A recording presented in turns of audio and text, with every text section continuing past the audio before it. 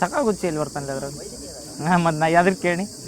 ಹಾಂ ಆತ ವೈದ್ಯಕೀಯದಿಂದ ಮೆಡಿಕಲ್ದಿಂದ ಸ್ಟಾರ್ಟ್ ಮಾಡಿರಿ. ಮೆಡಿಸಿನ್ದಾಗ ಯಾರು 3 ಜನ? BRS ಅಂತ ಬರ್ತದೆ. B ಅಂದ್ರೆ ಬ್ರಂಕೋ, R ಅಂದ್ರೆ ರಾಮ್ಸೆಡೆಲ್ಲ, S ಅಂದ್ರೆ ಸಾಕಾಗುಚ್ಚಿ ಆತ. ಆಮೇಲೆ ಫಿಸಿಕ್ಸ್ನಾಗ ಭೌತಶಾಸ್ತ್ರ ಒಳಗೆ ಬಂದಾಗ DCM ಅಂತ ಬರ್ತದೆ. D ಅಂದ್ರೆ C ಅಂದ್ರೆ ಕ್ಲರ್ಕೆ ಕರೆಕ್ಟಾ. C M ಅಂದ್ರೆ ಮಾರ್ಟಿನಿಯಸ್ ಆತ. ಯಾವ್ದು ಕೆಮಿಸ್ಟ್ರಿದಾಗ ಹೇಳ್ರಿ? ORS. O ಅಂದ್ರೆ ಓಮರ್ಯಾಗಿ. R ಅಂದ್ರೆ ಹಾಂ ರಿಚರ್ಡ್ ರಾಬ್ಸನ್ ಅಂತ ಬರ್ತಾನೆ.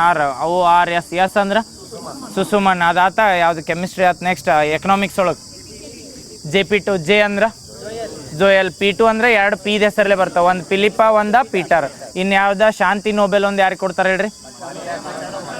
Maria Corina Machado. ಯಾವ ಕಂಟ್ರಿ? ವೆನಿಜುವಲಾ. ಆಕಿ ಕಂಟ್ರಿದ ಹೆಸರು ನೆನಪಿಟ್ಕೊಂಡ್ಬಿಟ್ರೆ ವೆನಿಜುವಲಾ ನ್ಯೂಸ್ನಾಗ ಇತ್ತಲ್ಲ. ವೆನಿಜುವಲಾ ಎಷ್ಟು ಕಂಟ್ರಿ ಜೋಡ ಬಾರ್ಡರ್ ಹಂಚ್ಕೊಂಡೈತಿ? ಹೆಸರು ಹೇಳಿದ್ವಲ್ಲ, CBG compressed biogas. CBG full form ಹೇಳ್ರಿ ಬಡ. C ಅಂದ್ರೆ ವೆನಿಜುವೆಲಾ ಕಂಟ್ರಿ ಯಾವ ಸೌತ್ ಅಮೆರಿಕಾ ಕಾಂಟಿನೆಂಟ್ದಾಗ ಬರ್ತೈತಿ. ಸೌತ್ ಅಮೆರಿಕಾ ಕಾಂಟಿನೆಂಟ್ದಾಗ ಕೇಳ್ತಾರೆ ಏನಂದ್ರೆ ವೆನಿಜುವೆಲಾದ ಬಾರ್ಡರ್ ಹಂಚ್ಕೊಂಡಿದ್ದು ಕಂಟ್ರಿ ಅಂತ ಕೇಳಿದ್ರತ್ತೇಳಿ ಯಾವ ಬರ್ತಾವ ಅಂದ್ರೆ CBG ಅಂತ ಬರ್ತಾವೆ. C ಅಂದ್ರೆ ಕೊಲಂಬಿಯಾ. B ಅಂದ್ರೆ ಬ್ರೆಜಿಲ್. ಆಮೇಲೆ G ಅಂದ್ರೆ ಗಬ್ಬಾನೋ ಗಯಾನೋ? ಗಯಾನ ನೆನಪಿಟ್ಕೋ. ಗಬ್ಬಾನಲ್ಲ ಗಯಾನ. 3 ನೆನಪಿರ್ತಾವಲ್ಲ. ಇದ್ರೊಳಗೊಂದು ಹೇಳಿದ್ದು ನೆನಪೈತ್ರಿ. ಅಲ್ಲಿ ಪನಾಮ ಕಾಲುವೆ ಬರ್ತೈತಲ್ಲ, ಅದು ಬಂದಾಗ ಪನಾಮ ಕಾಲುವೆ ಏನಿರ್ತೈತೆ ಅಂದರೆ ಈ ಕಡೆ ಪೆಸಿಫಿಕ್ ಮತ್ತು ಅಟ್ಲಾಂಟಿಕ್ ಓಷಿಯನ್ ಏನದಲ್ಲ, ಎರಡೂ ಜಲಮೂಲಗಳನ್ನು ಕೂಡಿಸ್ತೈತಿ. ಕರೆಕ್ಟಾ? ಹಂಗೆ ಸೌತ್ ಅಮೆರಿಕಾದಾಗ ಒಂದು ಕಂಟ್ರಿ ಐತಿ, 2 ನೀರಿನ ಜೋಡ ಗಡಿ ಹಂಚ್ಕೊಂಡೈತಿ. ಯಾವ್ದು? ಇನ್ನೊಂದು ಕ್ವಶನ್ ಕೇಳತ್ನಾ. ಸೌತ್ ಅಮೆರಿಕಾ ಕಾಂಟಿನೆಂಟ್ ಐತಲ್ಲ, ಈ ಕಡೆ ಅಟ್ಲಾಂಟಿಕ್ ಸಾಗರ ಐತಿ, ಈ ಕಡೆ ಪೆಸಿಫಿಕ್ ಸಾಗರ ಐತಿ. ಚಿಲಿ ಅದು ಬತ್ತತ್ತೀನಿ ಪೂರ್ತಿ ಪೆಸಿಫಿಕ್ ಸಾಗರ ಜೊತೆನೇ ಬಾರ್ಡರ್ ಹಂಚ್ಕೊಂಡವು. ಇಲ್ಲಿ ಹೆಂಗೆ ನಾವು ಇಲ್ಲಿ ವೆಸ್ಟ್ದು ಸ್ಟೇಟ್ಗಳು ಬಂದಾಗ ಹೆಂಗೆ ಈ ಕಡೆ ಅರಬ್ಬಿ ಸಮುದ್ರ ಅಂತ ಕರಿತೀವಲ್ಲ, ಸೇಮ್ ಹಂಗೆ ಏನಂದ್ರೆ ಚಿಲಿ ಅದು ಏನದಾವಲ್ಲ ಪೆಸಿಫಿಕ್ ಸಾಗರ ಜೋಡ ಅದಾವೆ. ಈಚೆ ಕಡೆ ಕಂಟ್ರಿ ಎಲ್ಲ ಎದ್ರ ಜೋಡ ಅದಾವಂದ್ರೆ ಅಟ್ಲಾಂಟಿಕ್ ಸಾಗರ ಜೊತೆ ಅದಾವೆ. ಬಟ್ ಈ ಸೌತ್ ಅಮೆರಿಕಾದಾಗ 13 ಸ್ಟೇಟ್ ಏನೋ ಬರ್ತಾವೆ. ಆ 13 ಸ್ಟೇಟ್ ಒಳಗೆ ಸೌತ್ ಅಮೆರಿಕನ್ ಕಾಂಟಿನೆಂಟ್ ಅಂತ ಕರಿತಾರಲ್ಲ, ಸೌತ್ ಅಮೆರಿಕನ್ ಕಾಂಟಿನೆಂಟ್ ಅಥವಾ ದಕ್ಷಿಣ ಅಮೆರಿಕಾ ಖಂಡ ಅಂತ ಏನು ಬರ್ತೈತಲ್ಲ, ಆ ಖಂಡದಾಗ 13 ಸ್ಟೇಟ್ ಒಳಗೆ ಒಂದು ಸ್ಟೇಟ್ 2 ವಾಟರ್ ಜೋಡ ಬಾಡಿ ಹಂಚ್ಕೊಂಡೈತಿ. ಯಾವ್ದು? ಎಸ್ ನೆನಪೈತಲ್ಲ, ಕೊಲಂಬಿಯಾ. ಯಾವ್ದ್ರ ಜೋಡ ಗಡಿ ಹಂಚ್ಕೊಂಡೈತೆ ಅಂದ್ರೆ ವೆನಿಜುವೆಲಾ ಜೋಡನು ಗಡಿ ಹಂಚ್ಕೊಂಡೈತಿ. ಕೊಲಂಬಿಯಾ, ಬ್ರೆಜಿಲ್ ನೆನಪೈತಲ್ಲ. ವೆನಿಜುವೆಲಾ ಯಾವ ಒಂದು ಇಂಟರ್ನ್ಯಾಷನಲ್ ಆರ್ಗನೈಸೇಷನ್ದಾಗ ಇರೋದು? ಒಂದು ಕಂಟ್ರಿ ಹೇಳ್ರಿ. ಒಪೆಕ್ ಇದ್ರೊಳಗೆ ಆರ್ಗನೈಸೇಷನ್ದಾಗಿರೋ ಒಂದು ಸೌತ್ ಅಮೆರಿಕಾ ಕಂಟ್ರಿ ಯಾವುದಂದ್ರೆ ವೆನಿಜುವೆಲಾ. ಅದು ಯಾರಿದ್ರೆ ವೆನಿಜುವೆಲಾದ ಅಧ್ಯಕ್ಷರನ್ನ ಇತ್ತೀಚೆಗೆ ರೆಸ್ಕ್ಯೂ ನಿಕೋಲಸ್ ಮೊಡೆರೋ. ಹೆಸರು ನೆನಪಿಟ್ಕೊಂಡ್ಬಿಡ್ರಿ, ನಿಕೋಲಸ್ ಮೊಡೆರೋ ಅಂತ ಬರ್ತೈತಿ. ಯಾವ ಒಂದು ಪಾಲಿಸಿ ಅಂತ ಹೇಳಿದ್ದು? ಡಾಕ್ಟ್ರಿನ್ ಆತ. ಈಗ ಯಾವ ಸಾಹಿತ್ಯ ಶಾಂತಿ ದಾತಿನ ಯಾವ್ದು ಉಳಿತು? ಸಾಹಿತ್ಯದೊಂದು ಸಾಹಿತ್ಯ ನೋಬೆಲ್. ಲಾಸ್ಲೋ ಹೊರಕೈ. ಯಾವ ಕಂಟ್ರಿ? ಹಂಗೇರಿಯಾ. ನೆನಪೈತಲ್ಲ, ಲಾಸ್ಲೋ ಹೊರಕೈ. ಇವು ಎಲ್ಲ ನೋಬೆಲ್ ಪ್ರೈಸ್ದು ಮುಗಿದು ನೆನಪಿರ್ತೈತಲ್ಲ ನೋಬೆಲ್ ಪ್ರೈಸ್ದು. ಓಕೆ, ನೆಕ್ಸ್ಟ್ ಚೀರೆಕಲ್ಲು ಗುಡ್ಡ ಅಂತ ಬರ್ತೈತೆ ಅಂತ ಹೇಳಿದ್ ನೀನು. ಎಲ್ಲೇ? ಕಾರವಾರದಾಗ. ಯಾವ ಡಿಸ್ಟಿಕ್ ಒಳಗೆ? ಎದ್ರ ಸಲ್ಮಂದ್ ನ್ಯೂಸ್ನಾಗ ರೀ?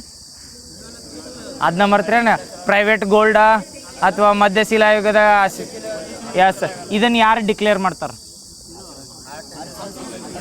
ಆರ್ಕಾಲಜಿಕಲ್ ASI ಅಂತ ಬರ್ತೈತಿಲ್ಲ, ಆರ್ಕಾಲಜಿಕಲ್ ಸರ್ವೆ ಆಫ್ ಇಂಡಿಯಾ. ಯಾವ ಮಿನಿಸ್ಟ್ರಿ ಅಂಡರ್ ಬರ್ತೈತಿ? Ministry of culture. ನೆನಪೈತಲ್ಲ. VM ಫ್ರೇಮ್ಸ್ ಯಾವ ಮಿನಿಸ್ಟ್ರಿ ಅಂಡ್ರ? ಕಲ್ಚರ್. ಎಷ್ಟು ಕ್ಲಾಸಿಕಲ್ ಲ್ಯಾಂಗ್ವೇಜ್ ಅದಾವ ಪ್ರೆಸೆಂಟ? 11. ಯಾವ ಮಿನಿಸ್ಟ್ರಿ ಇದಾವ್ರದ? ಓಕೆ, ಕಲ್ಚರ್ದು ನೆನಪಿರ್ತಾವಲ್ಲ. ನೆಕ್ಸ್ಟ್ ಇದೆ ಹೇಳ್ರಿ, first time ocean thermal energy conversion ಅಂತ ಹೇಳಿದ್ ಎಲ್ಲಿ ಮಾಡತ್ತಾರ? ಲಕ್ಷದ್ವೀಪ, ಅಂಡಮಾನ್ ನಿಕೋಬಾರ್. ಎಲ್ಲಿ? ಲಕ್ಷದ್ವೀಪ್. ನೆನಪೈತಲ್ಲ. ಓಷಿಯನ್ ಥರ್ಮಲ್ ಎನರ್ಜಿ ಕನ್ವರ್ಷನ್ ಎದಕ್ಕೆ ಮಾಡ್ತಾರತ್ತಂದ್ರೆ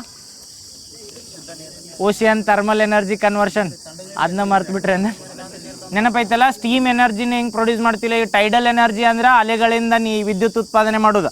ಆಮೇಲೆ ಹೈಡ್ರೋ ಎನರ್ಜಿ ಅಂದ್ರೆ ಹೈಡ್ರೋ ಎನರ್ಜಿ ಅಂದ್ರೆ ನೀರಿನಿಂದ ಉತ್ಪಾದನೆ ಮಾಡೋದು. ವಿಂಡ್ ಎನರ್ಜಿ ಅಂದ್ರೆ ಪವನ ಶಕ್ತಿ, ಗಾಳಿದಿಂದ ಫ್ಯಾನ್ ಇರ್ತಾವಲ್ಲ ಅದ್ರ ಪ್ರಕಾರ. ಸೇಮ್ ಹಂಗೆ ಓಷಿಯನ್ ಒಳಗೆ ಏನು ಟೆಂಪ್ರೇಚರ್ ಡಿಫ್ರೆನ್ಸ್ ಇರ್ತೈತಲ್ಲ ಮ್ಯಾಲ ಕೆಳಗೆ, ಆ ಟೆಂಪ್ರೇಚರ್ ಡಿಫ್ರೆನ್ಸಲ್ಲಿ ಏನು ಮಾಡ್ತಾರೆ ಅಂದರೆ ವಿದ್ಯುತ್ ಶಕ್ತಿನ ಜನ್ರೇಟ್ ಮಾಡ್ತಾರೆ. ಅದಕ್ಕೆ ಓಷಿಯನ್ ಥರ್ಮಲ್ ಎನರ್ಜಿ ಕನ್ವರ್ಷನ್ ಅಂತಾರೆ. ಇಂಡಿಯಾದಾಗ ಫಸ್ಟ್ ಟೈಮ್ ಎಲ್ಲಿ ಮಾಡತ್ತಾರ? ಎಲ್ರಿ? ಲಕ್ಷದ್ವೀಪದಾಗ ಆತ. ಹಿಂಗೆ ಕರೆಕ್ಟ್ ಹೇಳಿ ನೋಡು. ಇದನ್ನು ಸೀದೊಳಗೆ ಓಷಿಯನ್ ಒಳಗೆ ಬಂದಾಗ ಅತಿ ಡೀಪೆಸ್ಟ್ ಆರ್ಗ್ಯಾನಿಸಮ್ಸ್ ಅಂತ ಬರ್ತಾವೆ. ಜಲಚರ ಪ್ರಾಣಿಗಳು ಏನೋ ಸಮುದ್ರದ ಆಳದ ಜಲಚರ ಪ್ರಾಣಿಗಳ ಸಂಬಂಧ ಇಂಡಿಯಾದಾಗ ಫಸ್ಟ್ ಟೈಮ್ ಭಾರತದಾಗ ಮೊದಲ ಸಂಶೋಧನಾ ಕೇಂದ್ರ ಅಥವಾ ರಿಸರ್ಚ್ ಸೆಂಟರ್ ಅಂತ ಮಾಡ್ಯಾರ. ಎಲ್ಲಿ ಮಾಡ್ತಾರೆ? ಕೇರಳದಾಗ. ಮುಂದೆ ಎಲ್ಲೇ? ಕೇರಳದಾಗ ಕೊಚ್ಚಿ. ಏನಂತ ಹೆಸರಿಟ್ಟಾರ? ಡೀಪ್ ಸಿ ಆರ್ಗ್ಯಾನಿಸಮ್ ಅಲ್ಲ, ಅದಕ್ಕೆ ಹೆಸರಿಟ್ರ ನಿನ್ನ ಸೆಂಟರ್ ಭವಸಾಗರ್ ಅಂತ ನೆನಪಿಟ್ಕೋರು. ಡೈರೆಕ್ಟ್ ಭವಸಾಗರ ಸೆಂಟರ್ ಎದರ ಸಲ್ಮಂದ್ ನ್ಯೂಸ್ನಾಗ ಐತಿ ಅಥವಾ ಎದಕ್ಕೆ ಸಂಬಂಧಿಸಿ ಐತಿ ಅಂತ ಕೇಳ್ಬೋದು. ಇನ್ನೊಂದು ಹೇಳ್ರಿ, ಕೇರಳದ ಇದನ್ನ ನ್ಯೂಸ್ ಹೇಳಿದ್ದು ವರ್ಕಾಲ. ಎದಕ್ಕೆ? 20 cities towards zero waste. ಯಾರ್ದದು? UNEP plus united habitat. ನೆನಪೈತಲ್ಲ. ಓಕೆ ನೆಕ್ಸ್ಟ್ ಇದು ಹೇಳ್ರಿ ನೋಡು, ಕಾಪಿ ಪೋಸಾ ಆ್ಯಕ್ಟ್ ಯಾವ ಇಯರ್ದಾಗ ಬರ್ತೈತೆ ರೀ? 1974 ಇದು ನೆನಪಿಟ್ಕೋರಿ. ಕಾಪಿ ಪೋಸಾ ಆ್ಯಕ್ಟ್ ಯಾವಾಗ ಅಪ್ಲೈ ಮಾಡ್ತಾರಂದ್ರೆ ಯಾವ ಎರಡು ಕಾಯ್ದೆಗಳನ್ನ ಎಲಿಮಿನೇಟ್ ಮಾಡಿ, ಸಾರಿ ಯಾವುದೊಂದು ಪೇಮಾ ಯಾವಾಗ ಬರ್ತೈತಿ? 1999 ನೆನಪೈತಲ್ಲ. ಫೇಮಾ ಅಂತಂದ್ರೆ ಏನು full form? Foreign exchange management act. ಇದು ನ್ಯೂಸ್ನಾಗಿದ್ದು ಹೇಳಿದ್ನಲ್ಲ, ಮಸಾಲ ಬಾಂಡ್ ಸಲ್ಮಂದ್ ಯಾವ ಸ್ಟೇಟ್ನಾಗ ನ್ಯೂಸ್ನಾಗಿತ್ತು ಹೇಳ್ರಿ? ಫೇಮಾ. ಓಕೆ, ಕಾಪಿ ಪೋಸಾ ಆ್ಯಕ್ಟ್ ಇತ್ತೀಚೆಗೆ ನ್ಯೂಸ್ನಾಗ ಬರೋಕ್ಕೆ ಕಾರಣ ಅಂದ್ರೆ ರಣ್ಯರಾವ್ ಹಾಕಿದ್ರಲ್ಲ, ಎಷ್ಟು ವರ್ಷದ ತನಕ ಡಿಟೆನ್ಷನ್ ಮಾಡ್ತಾರೆ ಇದ್ರೊಳಗೆ? 1 ಇಯರ್ ತನಕ ಅನಿರ್ದಿಷ್ಟ ಅಲ್ಲೋ, ಅದು ಬರೀ NSAದಾಗ ಅಷ್ಟ ಅನಿರ್ದಿಷ್ಟ. ಕಾಪಿ ಪೋಸಾತ್ ಬತ್ತೇಳಿ ಅವ್ರಿಗೆ ಬೇಲ್ ಆಲ್ರೆಡಿ ಸಿಕ್ಕಿತ್ತ, ಬಟ್ ರೀಸೆಂಟಾಗಿ ರಿಲೀಸ್ ಮಾಡ್ತಾರೆ. ಯಾಕಂದ್ರೆ 1 ಇಯರ್ ಮಿನಿಮಮ್ ಡಿಟೆನ್ಷನ್ ಟೈಮ್ ಅಂತ ಕರೀತಾರೆ. ಯಾವ್ದ್ರೊಳಗಂದ್ರೆ ಆ್ಯಕ್ಟ ಎದ್ರ ಸಲ್ಮ ಮಾಡ್ತಾರೆ ಹೇಳ್ರಿ? ಇದನ್ನ ಆ್ಯಕ್ಟ್ ಅದಕ್ಕೆ ಹಾಕ್ತಾರೆ. ಏನು ಕಳ್ಳ ಮಾದಕ ವಸ್ತು ಅಂತ ಹೇಳ್ಬೇಡ್ರಿ, ಬಂಗಾರ ಮಾದಕ ವಸ್ತು ಆಗಂಗಿಲ್ಲ. ಕಳ್ಳ ಸಾಗಾಣಿಕೆ ಏನು ಬೇಕಾ ಸ್ಮಗ್ಲಿಂಗ್ ಮಾಡ್ತಾರಲ್ಲ, ಗೋಲ್ಡ್ ಅಷ್ಟೇ ಅಲ್ಲ, ಏನೋ ಇಂಟರ್ನ್ಯಾಷನಲ್ ಆಗಿ ಸ್ಮಗ್ಲಿಂಗ್ ಮಾಡ್ತಿರ್ತಾರಲ್ಲ ಇಲ್ಲಿಗಲ್ ಆಗಿ, ಅಥವಾ ಟ್ಯಾಕ್ಸನ್ನು ಇದನ್ನು ಮಾಡ್ಬೇಕಂತೇಳಿ ಅಂಥದ್ರ ಮೇಲೆ ಹಾಕ್ತಿರ್ತಾರೆ. ಈಗ ಹೇಳ್ರಿ ನೋಡು, ನೀವು ಇನ್ಕಮ್ ಟ್ಯಾಕ್ಸ್ ರೂಲ್ಸ್ ತಂದಾರಲ್ಲ, ಅದ್ರ ಸಂಬಂಧ ಪ್ರಾರಂಭ ಇನಿಷಿಯೇಟಿವ್ ತರ್ತಾರೆ. ಇದನ್ನು ಲಾಂಚ್ ಮಾಡಿದವ್ರು ಯಾರು? ಕ್ವಶನ್ ಇನ್ನೊಮ್ಮೆ ಕೇಳತ್ ನೋಡ. ಈಗ ನ್ಯೂ ಟ್ಯಾಕ್ಸ್ IT ರೂಲ್ಸ್ ಅಂತ ಬಂದವು. ಏನತ್ತಾರ? ಇನ್ಕಮ್ ಟ್ಯಾಕ್ಸ್ ರೂಲ್ಸ್ ಅಂತ ಹೊಸದು ಮಾಡ್ಯಾರಲ್ಲ ಇನ್ಕಮ್ ಟ್ಯಾಕ್ಸ್. ಆ ರೂಲ್ಸ್ ಬಗ್ಗೆ ಅವೇರ್ನೆಸ್ ಹಳ್ಳಿ ಜನರಿಗೆ ಪ್ರತಿಯೊಬ್ಬರಿಗೆ ಕೊಡ್ಬೇಕಂತೇಳಿ ಒಂದು ಇನಿಷಿಯೇಟಿವ್ ತರ್ತಾರೆ. ಯಾವುದು ಅಂದ್ರೆ ಪ್ರಾರಂಭ. ಇದನ್ನು ಇನಾಗ್ರೇಟ್ ಮಾಡಿದವ್ರು ಯಾರು? ನಿರ್ಮಲಾ ಸೀತಾರಾಮನ್. ನೆನಪೈತಲ್ಲ? ಓಕೆ, ಇದು ಹೇಳ್ರಿ, ಮಯಾಂಕ್ ಚಕ್ರವರ್ತಿ ನ್ಯೂಸ್ನಾಗ ಅದಾರ ತಿಳಿದ್ಲೆ ಅದಕ್ಕೆ? ನಾರ್ತ್ ಈಸ್ಟರ್ನ್ದಿಂದ ಫಸ್ಟ್ ಗ್ರ್ಯಾಂಡ್ ಮಾಸ್ಟರ್. ಎಷ್ಟನೇ ಗ್ರ್ಯಾಂಡ್ ಮಾಸ್ಟರ್ ಅವರ? 94ನೇದು. ಪ್ರೆಸೆಂಟ್ ಎಷ್ಟು ಅದಾರ ಅಂದ್ರೆ 95ನೇದು ಯಾರ? ಆರೋಗ್ಯ ಘೋಷ್ ನೆನಪಿಟ್ಕೋರಿ. ನಾರ್ತ್ ಈಸ್ಟರ್ನಿಂದ ಫಸ್ಟ್ ಗ್ರ್ಯಾಂಡ್ ಮಾಸ್ಟರ್ ಯಾರತ್ತಂದ್ರ ಮಯಾಂಕ್ ಚಕ್ರವರ್ತಿ. ಫಸ್ಟ್ ಈ ಗ್ರ್ಯಾಂಡ್ ಮಾಸ್ಟರ್ ಆಫ್ ಇಂಡಿಯಾ ಅಂದ್ರೆ ವಿಶ್ವನಾಥ್ ಆನಂದ. ನೆನಪಿಟ್ಕೋರಿ. ಅವ್ರಿಗೆ ಮೊದಲು ಖೇಲ್ ರತ್ನ ಅವಾರ್ಡ್ ಕೊಡ್ತಾರೆ. ನೆನಪೈತಲ್ಲ? ಖೇಲ್ ರತ್ನ ಅವಾರ್ಡ್. ಈಗ ರೀಸೆಂಟಾಗಿ ಏನು ಮಾಡ್ರ ಅದನ್ನ ಹೆಸರು? ಮೊದಲು ಏನೈತಂದ್ರೆ ರಾಜೀವ್ ಗಾಂಧಿ ಖೇಲ್ ರತ್ನ ಅವಾರ್ಡ್ ತೊಗೊಂಡಿದ್ದ ಮೊದಲ ವ್ಯಕ್ತಿ ಯಾರಂದ್ರೆ ವಿಶ್ವನಾಥ್ ಆನಂದನ್. ಅದ್ರದ್ದು ರೀನೇಮ್ ಮಾಡ್ತಾರಲ್ಲ ರೀಸೆಂಟಾಗಿ. ಎದಕ್ಕೆ ರೀನೇಮ್ ಮಾಡಿರ್ತಾರ? ಧ್ಯಾನ್ ಚಂದ್, ಮೇಜರ್ ಧ್ಯಾನ್ ಚಂದ್ ಅಂತ ಮಾಡ್ತಾರೆ. ಎದಕ್ಕೆ ಧ್ಯಾನ್ ಚಂದ್ ಅಂದ್ರೆ ಕ್ರೀಡಾ ದಿನ ಅಂತ ಆಚರಿಸ್ತೀವಿ. ಯಾವಾಗ? ಆಗಸ್ಟ್ 29ಕ್ಕೆ. ಎದಕ್ಕೆ ಆಚರಿಸ್ತಾರಂದ್ರೆ ಮೇಜರ್ ಧ್ಯಾನ್ ಚಂದ್ರದ ಅವ್ರ ಸಂಬಂಧ ಆಡ್ತಾರೆ. ಅವ್ರು ಎದ್ರ ಕ್ರೀಡೆಗೆ ಸಂಬಂಧಿಸ್ಯಾರ್ರಿ? ಮೇಜರ್ ಹಾಕಿ. ನೆನಪೈತಲ್ಲ? ಓಕೆ ನೆಕ್ಸ್ಟ್ ಇದು ಹೇಳ್ರಿ, ರೋಮನ್ ಸ್ಪೇಸ್ ಟೆಲಿಸ್ಕೋಪ್ ಅಂತ ಬರ್ತೈತಿ. ಯಾವ ಕಂಟ್ರಿದ? ಯಾವ್ದ? ನಾಸಾದ. ಎದ್ರ ಸಂಬಂಧ ಮಾಡ್ಯಾರ ರೋಮನ್ ಸ್ಪೇಸ್ ಟೆಲಿಸ್ಕೋಪ? ಇದನ್ನ ನೆನಪಿಟ್ಕೋರೆ. ನಾಳೆ ಆಪ್ಷನ್ದಾಗ ಹಾಕಿರ್ತಾರೆ ರೋಮನ್ ಸ್ಪೇಸ್ ಟೆಲಿಸ್ಕೋಪ್ ಅಂತ ಕೊಟ್ಟ. ಇದನ್ನ ಡಾರ್ಕ್ ಕುಳಿಗಳನ್ನು ಅನ್ವೇಷಣೆ ಮಾಡಾಕ ಅಥವಾ ಏನರ ಮಂಗಳ ಗ್ರಹದ ಅನ್ವೇಷಣೆ ಮಾಡಾಕ ಹಿಂಗೆ ಅದು ಕೊಟ್ಟಿರ್ತಾರೆ. ಎದ್ರ ಸಂಬಂಧ ಮಾಡ್ರಂದ್ರೆ ಕಪ್ಪು ಕುಳಿ. ಡಾರ್ಕ್ ಕುಳಿ ಅಂದ್ರೆ ಕಪ್ಪು ಕುಳಿ. ಡಾರ್ಕ್ ಗ್ಯಾಲಕ್ಸಿ ಅಂತ ಕರಿತೀವಿ, ಅಥವಾ ಕಪ್ಪು ಕುಳಿ. ಅದ್ರದ್ದು ಅನ್ವೇಷಣೆ ಮಾಡಾಕ ಯಾವ ಕಂಟ್ರಿದು ರೋಮನ್ ಟೆಲಿಸ್ಕೋಪ್ ಅಂದ್ರೆ ಯಾವ್ದ? ಅಮೇರಿಕಾದ. ನಾಸಾ ಅನ್ನೋದು ಹೆಂಗೆ ನಮ್ದು ಇಂಡಿಯಾದ ಸ್ಪೇಸ್ ಏಜೆನ್ಸಿ ಬಂದರೆ ಹೆಂಗೆ ಇಸ್ರೋ ಐತಲ್ರಿ, ಹಂಗೆ ಅಮೇರಿಕಾದ ಸ್ಪೇಸ್ ಏಜೆನ್ಸಿ ಬಂದ್ರೆ ನಾಸಾ. ಬಟ್ ಸ್ಪೇಸ್ ಎಕ್ಸ್ ಐತಲ್ಲ, ಸ್ಪೇಸ್ ಎಕ್ಸ್ ಅನ್ನೋದೇನಂದ್ರೆ ಪ್ರೈವೇಟ್ ಆರ್ಗನೈಸೇಷನ್. ನೆನಪಿಟ್ಕೋರಿ. ನಮ್ಮಲ್ಲಿ ಹೆಂಗೆ 2 ಪ್ರೈವೇಟ್ ಅದಾವ ನೆನಪೈತಲ್ಲ, ಇಸ್ರೋ ಬಿಟ್ಟು 2 ಪ್ರೈವೇಟ್ದು ಬರ್ತಾವೆ. ಯಾವ ಬರ್ತಾವೆ? 2 ಇನ್ ಸ್ಪೇಸ್ ಒಂದ NSIL in space. 2 ಪ್ರೈವೇಟ್ದು ನೆನಪಿಟ್ಕೋರಿ. NSIL head quarter ಬಂದರೆ 1 ಇಯರ್ಸ್ ಡಿಫ್ರೆನ್ಸ್ ಒಳಗೆ ಸ್ಥಾಪನೆ ಮಾಡ್ತಾರೆ. ನೆನಪೈತಲ್ಲ? NSIL ಬಂದ್ರೆ ಬೆಂಗಳೂರೊಳಗೆ ಐತಿ. ಯಾವ ಇಯರ್ದಾಗ?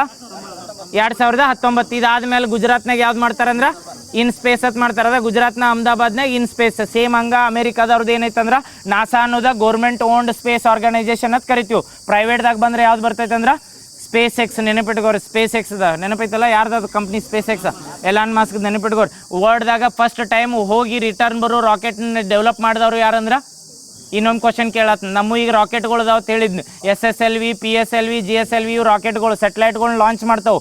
ಮಾಡಿದ್ಮೇಲೆ ರಿಟರ್ನ್ ಭೂಮಿಗೆ ಬರಂಗಿಲ್ಲ, ಅಲ್ಲೇ ಬ್ಲಾಸ್ಟ್ ಆಕ್ಕಾವು. ಹೌದಲ್ಲ? ಸ್ಯಾಟಲೈಟ್ಗಳು ಬಿಟ್ಟಿದ್ದು. ಬಟ್ ಜಗತ್ನಾಗ ಫಸ್ಟ್ ಟೈಮ್ ಏನು ಮಾಡಿದ್ರೆ, ಒಂದು ರಾಕೆಟ್ನ ಅಭಿವೃದ್ಧಿ ಮಾಡ್ಬೇಕಾರೆ ಎಷ್ಟೋ ಕೋಟಿ ಗಟ್ಟಲೆ ಮಾಡಿರ್ತಾರೆ. ಅದು ಮ್ಯಾಲೆ ಹೋಗಿ ಬರೀ ಸ್ಯಾಟಲೈಟ್ ಬಿಟ್ಟು ಅಲ್ಲೇ ಬ್ಲಾಸ್ಟ್ ಆಗ್ತತೀನಿ, ಅದು ಕೋಟಿ ವೇಸ್ಟ್ ಆಗಿರ್ತೈತಲ್ರಿ. ಅದಕ್ಕೆ ಅದು ಅಲ್ಲಿ ಇದನ್ನೇನ ಆರ್ಬಿಟ್ ಒಳಗೆ ಅದನ್ನ ಸ್ಯಾಟಲೈಟ್ನ ಡ್ರಾಪ್ ಮಾಡಿ ಒಳ್ಳೆ ರಿಟರ್ನ್ ಭೂಮಿಗೆ ಬರ್ತೈತೆ. ಅಂಥದನ್ನ ರಾಕೆಟ್ ಮಾಡಿದ್ದು ಜನರೇಟ್ ಯಾರಂದ್ರೆ ಫಸ್ಟ್ ಟೈಮ್ ಅಮೇರಿಕಾದವ್ರ. ಅದ ಯಾವುದಂದ್ರೆ ಫಾಲ್ಕನ್ 9 ಅಂತ ಬರ್ತೈತೆ. ನೆನಪೈತಲ್ಲ? ಫಾಲ್ಕನ್ 9 ನೆನಪೈತಲ್ಲ? ಜಗತ್ನಾಗ ಫಸ್ಟ್ ಟೈಮ್ ರಿಟರ್ನ್ ಬರೋ ರಾಕೆಟ್ ಯಾವುದಂದ್ರೆ ಫಾಲ್ಕನ್ 9. ಯಾರು ಡೆವಲಪ್ ಮಾಡಿದ್ರಂದ್ರೆ ಸ್ಪೇಸ್ ಎಕ್ಸ್ದವ್ರು. ನೆನಪೈತಲ್ಲ? SpaceX. ಇದು ಎರಡು ನೋಡು. ಓಸಿಯನ್ ಗೇಟ್ ಅತ್ತು ನ್ಯೂಸ್ನಾಗಿತ್ತು ಅಮೇರಿಕಾದ. ಟೈಟಾನಿಕ್ ಹಡಗ್ ಮುಳುಗಿತ್ತು ಗೊತ್ತೈತೆ? ಸೇಮ್ ಹಂಗ ಒಂದು ಓಸಿಯನ್ ಗೇಟ್ ಅಂತ ಮುಳುಗ್ತೈತಿ. ನೆನಪೈತಿ? ಸಬ್ಮರ್ಸಿಬಲ್ ಆಗಿ ಮುಳುಗ್ತೈತಿ. ಇದನ್ನು ಡೀಪ್ ಸಿ ರಿಸರ್ಚ್ ಮಾಡಕತ್ ಹೋಗಿರ್ತಾರೆ. ನೆನಪಿಲ್ಲ? ಯಾರು ಮಾಡಿದ್ದು ಓಸಿಯನ್ ಗೇಟ್ದು? ಏನಂತ ಹೆಸರಿಟ್ಟದಕ್ಕೆ? ಓಸಿಯನ್ ಗೇಟ ಅಮೇರಿಕಾದ. ಅದು ಓಸಿಯನ್ ಗೇಟ್ದು ಏನೋ ಹೆಸರಿತ್ತಲ್ಲೋ, ಏನಿತ್ತ? ಟೈಟಾನ್. ಟೈಟಾನ್ ಅಲ್ಲ, ಟೈಟಾನ್ ಅಂತ ಇತ್ತು. ಕರೆಕ್ಟ್. ಟೈಟಾನ್ ಅಂತ ಹೆಸರಿದ್ದಿದ್ದ. ರೀಸೆಂಟಾಗಿ ಟೈಟಾನಿಯಂ ಹಡಗ್ ಕೇಳಿದ್ರಿ, ಅದು ಜಗತ್ನಾಗ ಐಷಾರಾಮಿ ಹಡಗ್ ಅತ್ತಿತ್ತ, ಒಳಗೆ ಹೋಗಿ ಮುಳುಗಿತ್ತು ನೋಡ್ರಿ. ಅದ್ರದ್ದು ಇನ್ನೂ ಅನ್ವೇಷಣೆಗಳು ಅದಾವ ಅಂತ ಹೇಳ್ತಾರೆ ಭೂಮಿ ಆಳದಾಗ. ಸೇಮ್ ನಮ್ಮಲ್ಲಿ ಹೆಂಗೆ ಮತ್ಸ್ಯ 6000 ಅಂತ ಮಾಡತ್ತಾರಲ್ಲ 6 ಕಿಲೋಮೀಟರ್ ಸಮುದ್ರ ಆಳದ ಹೋಗಿ ರಿಸರ್ಚ್ ಮಾಡ್ಬೇಕತ್ತ ಸೇಮ್ ಏನು ಮಾಡಿದ್ರು ಅಂದ್ರೆ ಮನುಷ್ಯರ ನಮ್ಮಲ್ಲಿ ಮತ್ಸ್ಯ 6000ನ್ಯಾಗ ಮನುಷ್ಯರನ್ನ ಕಳ್ಸಂಗಿಲ್ಲ ಮೊದಲು ಫಸ್ಟ್ ಇದನ್ನೇನ ಆರ್ಬಿಟ್ಗಳು ಇದನ್ನೇನ ಹ್ಯೂಮನ್ ರೋಬೋಟ್ಗಳನ್ನ ಕಳಿಸ್ತಾರೆ ಆಮೇಲೆ ಮನುಷ್ಯರನ್ನ ಕಳಿಸ್ತಾರೆ ಯಾಕಂದ್ರೆ ಓಷಿಯನ್ ಗೇಟ್ದವ್ರ ಜಗತ್ನಾಗ ಫಸ್ಟ್ ಟೈಮ್ ಓಷಿಯನ್ ಡೆಪ್ನಾಗ ಹೋಗಿ ಏನಾರ ರಿಸರ್ಚ್ ಮಾಡ್ಬೇಕಂತ ಕಳಿಸಿದ್ರು ಅದೇ ಇದನ್ನ ಕೊಲ್ಯಾಪ್ಸ್ ಆಗಿ ಅವ್ರು 4 ಜನ ಏನು ಹೋಗಿರಲ್ಲ ಅವ್ರ ಬಗ್ಗೆ ಪತ್ತೆನೇ ಆಗಲಿಲ್ಲ ನೋಡ್ರಿ ಆ ಓಷಿಯನ್ ಗೇಟ್ ಅನ್ನೋದ ಕಂಪನಿ ಅದನ್ನು ಡೆವಲಪ್ ಮಾಡಿದ್ದು ಯಾವುದಂದ್ರೆ ಟೈಟಾನ್ ಅಂತ ಹೆಸರು ಕೊಟ್ಟಿದ್ರು ಅದು ನೆನಪೈತಲ್ಲ ನ್ಯೂಸ್ನೇ ಬಂದಿತ್ತು ಅದು ಟೈಟಾನ್ ಯಾವ ಕಂಟ್ರಿದಂದ್ರೆ ಅಮೇರಿಕಾದ ನೆನಪಿರ್ತಾವಲ್ರಿ ಈಗ ಹೇಳ್ರಿ ನೋಡು ಪ್ರೊಜೆಕ್ಟ್ ಮಾವಿನ್ ಅಂತ ಬರ್ತೈತೆ ಅಮೇರಿಕಾದಾಗ ಇದಕ್ಕೆ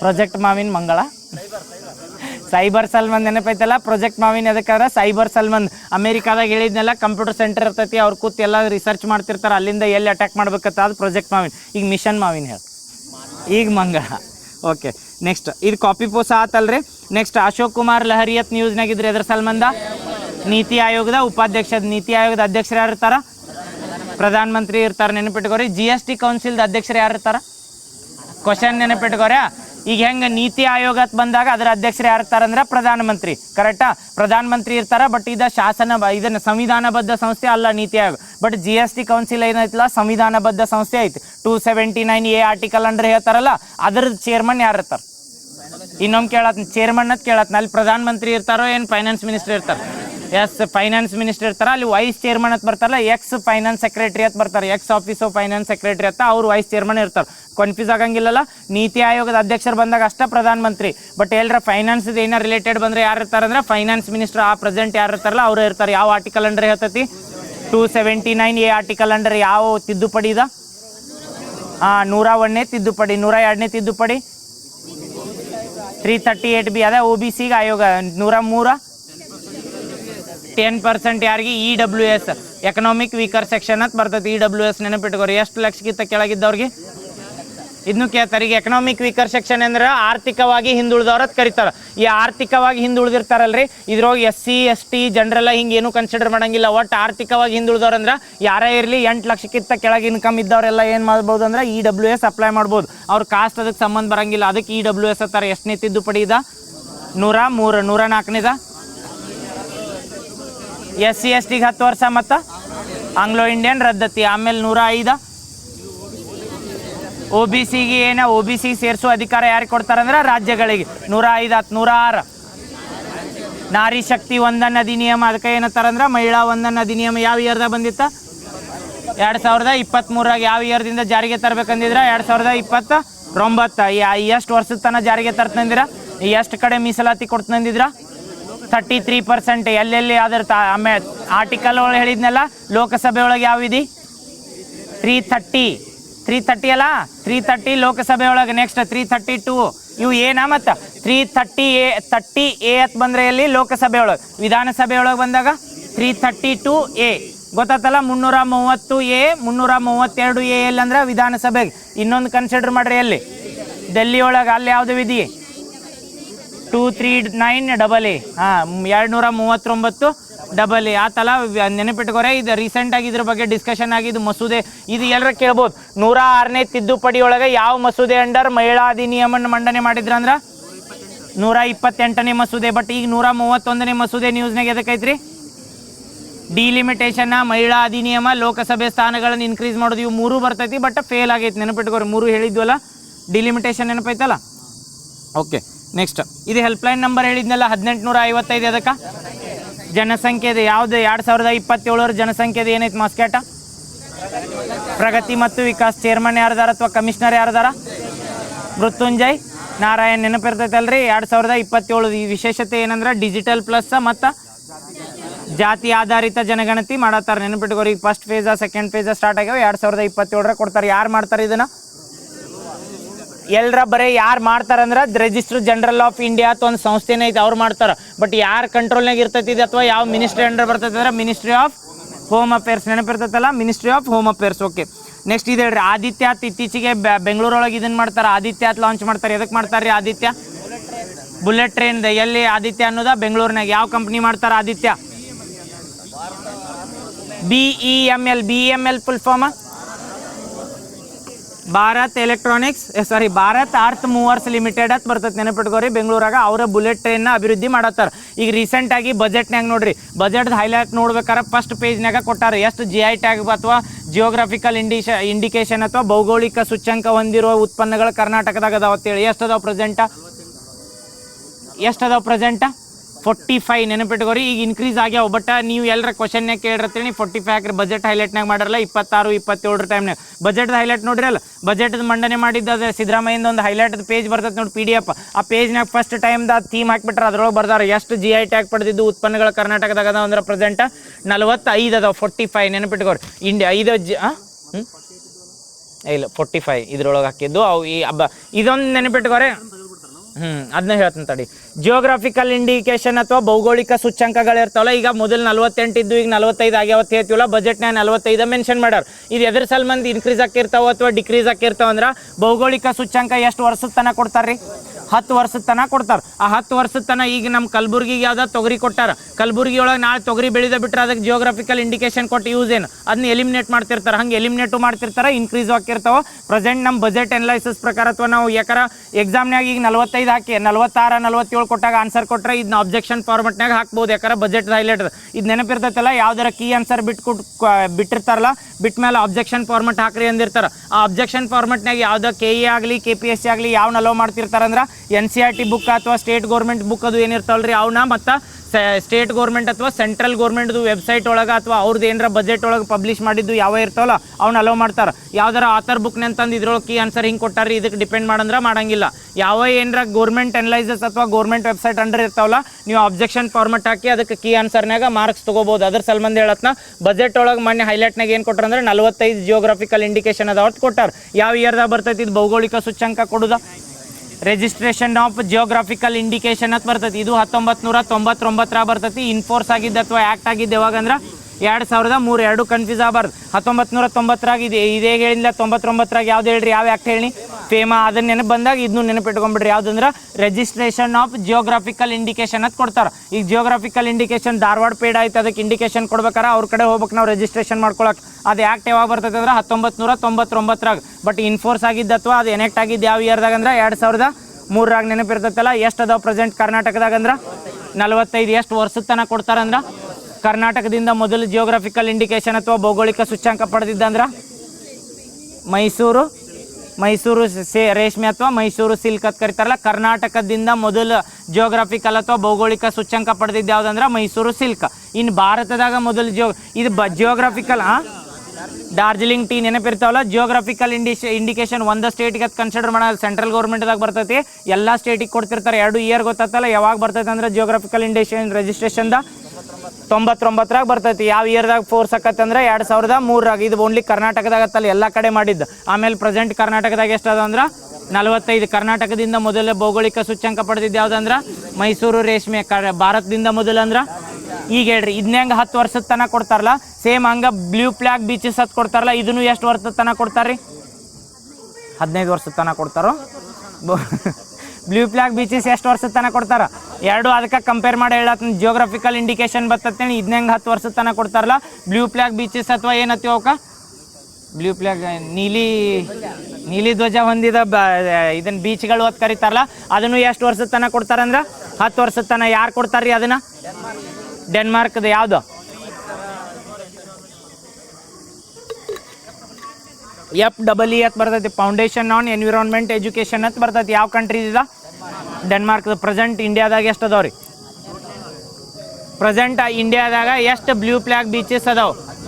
17 ಅದಾವಲ್ಲ. ನೆನಪೈತಲ್ಲ ಹೇಳಿದ್ದು ಮೊನ್ನೆ. ಮಹಾರಾಷ್ಟ್ರದಿಂದ 5 ಸೇರ್ತಾವೆ. ಅದನ್ನು ಬಿಟ್ಟು ಮೊದಲಿನೂ ಹೇಳ್ರಿ, ಆಮೇಲೆ ಮಹಾರಾಷ್ಟ್ರ ಹೇಳಕ್ಕೆ. ಗುಜರಾತ್ದಿಂದ ಯಾವ್ದ? ಗುಜರಾತ್ದಿಂದ ನೆನಪಿಲ್ಲ? ಗುಜರಾತ್ದಿಂದ ಯಾವ್ದು? ಶಿವರಾಜಪುರ ಅಂತ ಬರ್ತೈತಿ ಗುಜರಾತ್ದಾಗ. ನಾನು ಹೇಳ್ತೇನೆ ನೋಡಿ, ಗುಜರಾತ್ ಬಂದ್ರೆ ಶಿವರಾಜಪುರ. ಸ್ಟೇಟ್ಗಳ ಮೇಲೆ ನೆನಪಿಟ್ಕೋರಿ. ಗುಜರಾತ್ದಿಂದ ಯಾವ್ದ? ಶಿವರಾಜಪುರ. ರಿವಿಷನ್ ಮಾಡಿಸಿಲ್ಲತ್ ನೆನಪಿಲ್ಲ ನಾವು. ಗುಜರಾತ್ದಿಂದ ಯಾವ್ದು ಬರ್ತೈತಿ? ಶಿವರಾಜಪುರ. ಗುಜರಾತ್ ಆದ್ಮೇಲೆ ಕೆಳಗೆ ದೀವ್ ದಮನ್ ಅಂತ ಬರ್ತೈತಿ, ಅಲ್ಲಿ ಯಾವ್ದಂದ್ರೆ ಗೋಗ್ಲಾ ಅಂತ ಬರ್ತೈತಿ. ಕರ್ನಾಟಕದಿಂದ 2 ಬರ್ತಾವೆ. ಎದಕ್ಕೆ ಬ್ಲೂ ಫ್ಲಾಗ್ ಬೀಚಸ್ ಈಗ ರೀಸೆಂಟಾಗಿ ಕೇಳ್ಬೋದು ಅಂದ್ರೆ ಪಡುಬಿದ್ರಿ ಬೀಚ್ ಏನೈತಲ್ರಿ, ಅದಕ್ಕೆ ಹೊಳ್ಳಿ ಮತ್ತೆ ಕೊಟ್ಟಾರ. 10 ವರ್ಷ ಆಗಿತ್ತು ಅದಕ್ಕೆ ಬ್ಲೂ ಫ್ಲಾಗ್ ಬೀಚಸ್ ಕೊಟ್ಟು, ಮತ್ತೆ ಅದಕ್ಕೆ ಹೊಳ್ಳಿ ಏನು ಮಾಡ್ರ ಅಂದ್ರೆ ಮತ್ತೆ ಬ್ಲೂ ಫ್ಲಾಗ್ ಬೀಚಸ್ ಮಾನ್ಯತೆನ ಹೊಳ್ಳಿ ಕೊಟ್ಟಾರ 10 ವರ್ಷ ಆದ್ಮೇಲೆ, ಮತ್ತೆ 10 ವರ್ಷದ ತನ. ಅದ್ರ ಸಲ್ಮಂದ್ ಕೇಳ್ಬೋದು ಕರ್ನಾಟಕದಿಂದ ಇತ್ತೀಚೆಗೆ ಮತ್ತೆ ಇದನ್ನು ಮೌಲ್ಯಮಾಪನ ಪಡೆದಿದ್ದು ಯಾವ್ದು ಬೀಚ್ ಐತಿ ಕರ್ನಾಟಕದಾಗ ಅಂದ್ರೆ ಪಡುಬಿದ್ರಿ. ಅದಕ್ಕೆ ನೆನಪಿಟ್ಕೋರಿ. ಯಾವಂದ್ರೆ ಗುಜರಾತ್ದಿಂದ ಯಾವ್ದ? ಶಿವರಾಜಪುರ. ಗೋಗ್ಲಾ. ಇದನ್ನ ಯಾವ್ದದ? ದೀವ್ ದಮನ್ದಿಂದ ಗೋಗ್ಲಾ. ಕರ್ನಾಟಕದಿಂದ 2 ಬರ್ತಾವೆ. ಯಾವ? ಪಡುಬಿದ್ರಿ ಮತ್ತು ಕಾಸರಗೋಡು ಆತ. ಕರ್ನಾಟಕದಾದ್ಮೇಲೆ ಕೇರಳದಿಂದ ಕಪ್ಪಾಡ. ಪಶ್ಚಿಮದಾಗ 5 ಆದ್ವಲ್ಲ, 5 ನೆನಪಿಟ್ಕೋದು. ಪಶ್ಚಿಮದಾಗ ಬಂದಾಗ 5 ಹೇಳ್ರಿ ನೋಡು. ಗುಜರಾತ್ದಿಂದ ಯಾವ್ದ? ಶಿವರಾಜಪುರ. ದಿಯು ದಮನ್ದಿಂದ ಗೋಗ್ಲ. ಅದಾದ್ಮೇಲೆ ಕರ್ನಾಟಕದಿಂದ ಯಾವ? ಪಡುಬಿದ್ರಿ ಮತ್ತು ಕಾಸರಗೋಡು. ಕೇರಳದಿಂದ ಕಪ್ಪಾಡ. 5 ಆದ್ವಲ್ಲ, 5 ಆದ್ಮೇಲೆ ವೆಸ್ಟ್ದಾಗ ಹೋಗ್ರಿ. ವೆಸ್ಟ್ದಾಗ ಹೋಗಿ ಕೂಡಲೇ ತಮಿಳ್ನಾಡ್ದಾಗ ಬರ್ತೈತಿ ಯಾವ್ದು? ತಮಿಳ್ನಾಡದಿಂದ ಕೂವಲಂ. ಇಲ್ಲಿ 5 ಆದ್ವಾ? 5 ಆದ್ಮೇಲೆ 6ನೇದ ತಮಿಳ್ನಾಡದಿಂದ ಕೂವಲಂ ಅಂತ ಬರ್ತೈತಿ. ಆಮೇಲೆ ಪಾಂಡಿಚೇರಿದಿಂದ ಇಡನ್ ಬೀಚ್ ಅಂತ ಬರ್ತೈತಿ. ಯಾಕಂದ್ರೆ ಯಾವ ಬೀಚ್ ಇಲ್ಲತ್ತು ಕೇಳ್ಬೋದು, ಅದ್ರ ಸಲ್ಮಾನ್ 12 ನೆನಪಿಟ್ಕೊಳ್ಬೇಕು. ಈ ಕಡೆ 5 ಆಗಿದ್ವಾ? ಪೂರ್ವದಾಗ ಬಂದಾಗ ಯಾವ್ದಂದ್ರೆ ತಮಿಳ್ನಾಡದಿಂದ ಯಾವ್ದ? ಕೂವಲಂ ಆತ. ಆಮೇಲೆ ಪಾಂಡಿಚೇರಿದಿಂದ ಇಡನ್ ಬೀಚ್ ಆಕತಿ. ಪಾಂಡಿಚೇರಿ ಆದ್ಮೇಲೆ ಆಂಧ್ರ ಪ್ರದೇಶದಿಂದ ಬರ್ತೈತಿ ಋಷಿಕೊಂಡ ಬೀಚ್ ಅಂತ ಬರ್ತೈತಿ. ಆಂಧ್ರ ಪ್ರದೇಶದಿಂದ ಯಾವ್ದ? ರಿಷಿಕೊಂಡ. ಒಡಿಸ್ಸಾದಿಂದ ಗೋಲ್ಡನ್ ಬೀಚ್. ಚಿಲ್ಕ ಅಲ್ಲ, ಒಡಿಸ್ಸಾದಿಂದ ಯಾವ್ದಂದ್ರೆ ಗೋಲ್ಡನ್ ಬೀಚ್. ಅದವಲ್ಲ 9 ಆದ್ವಲ್ಲ, 9 ನೆನಪಿರ್ತಾವ. ಆಮೇಲೆ ಇನ್ನೊಂದು ಅಂಡಮಾನ್ ನಿಕೋಬಾರ್ದಿಂದ ರಾಧಾನಗರ್. ಈಗ ಹೇಳ್ರಿ ನೋಡು 10 ಹೇಳಿದ್ವಲ್ಲ, ಆಮೇಲೆ 2 10.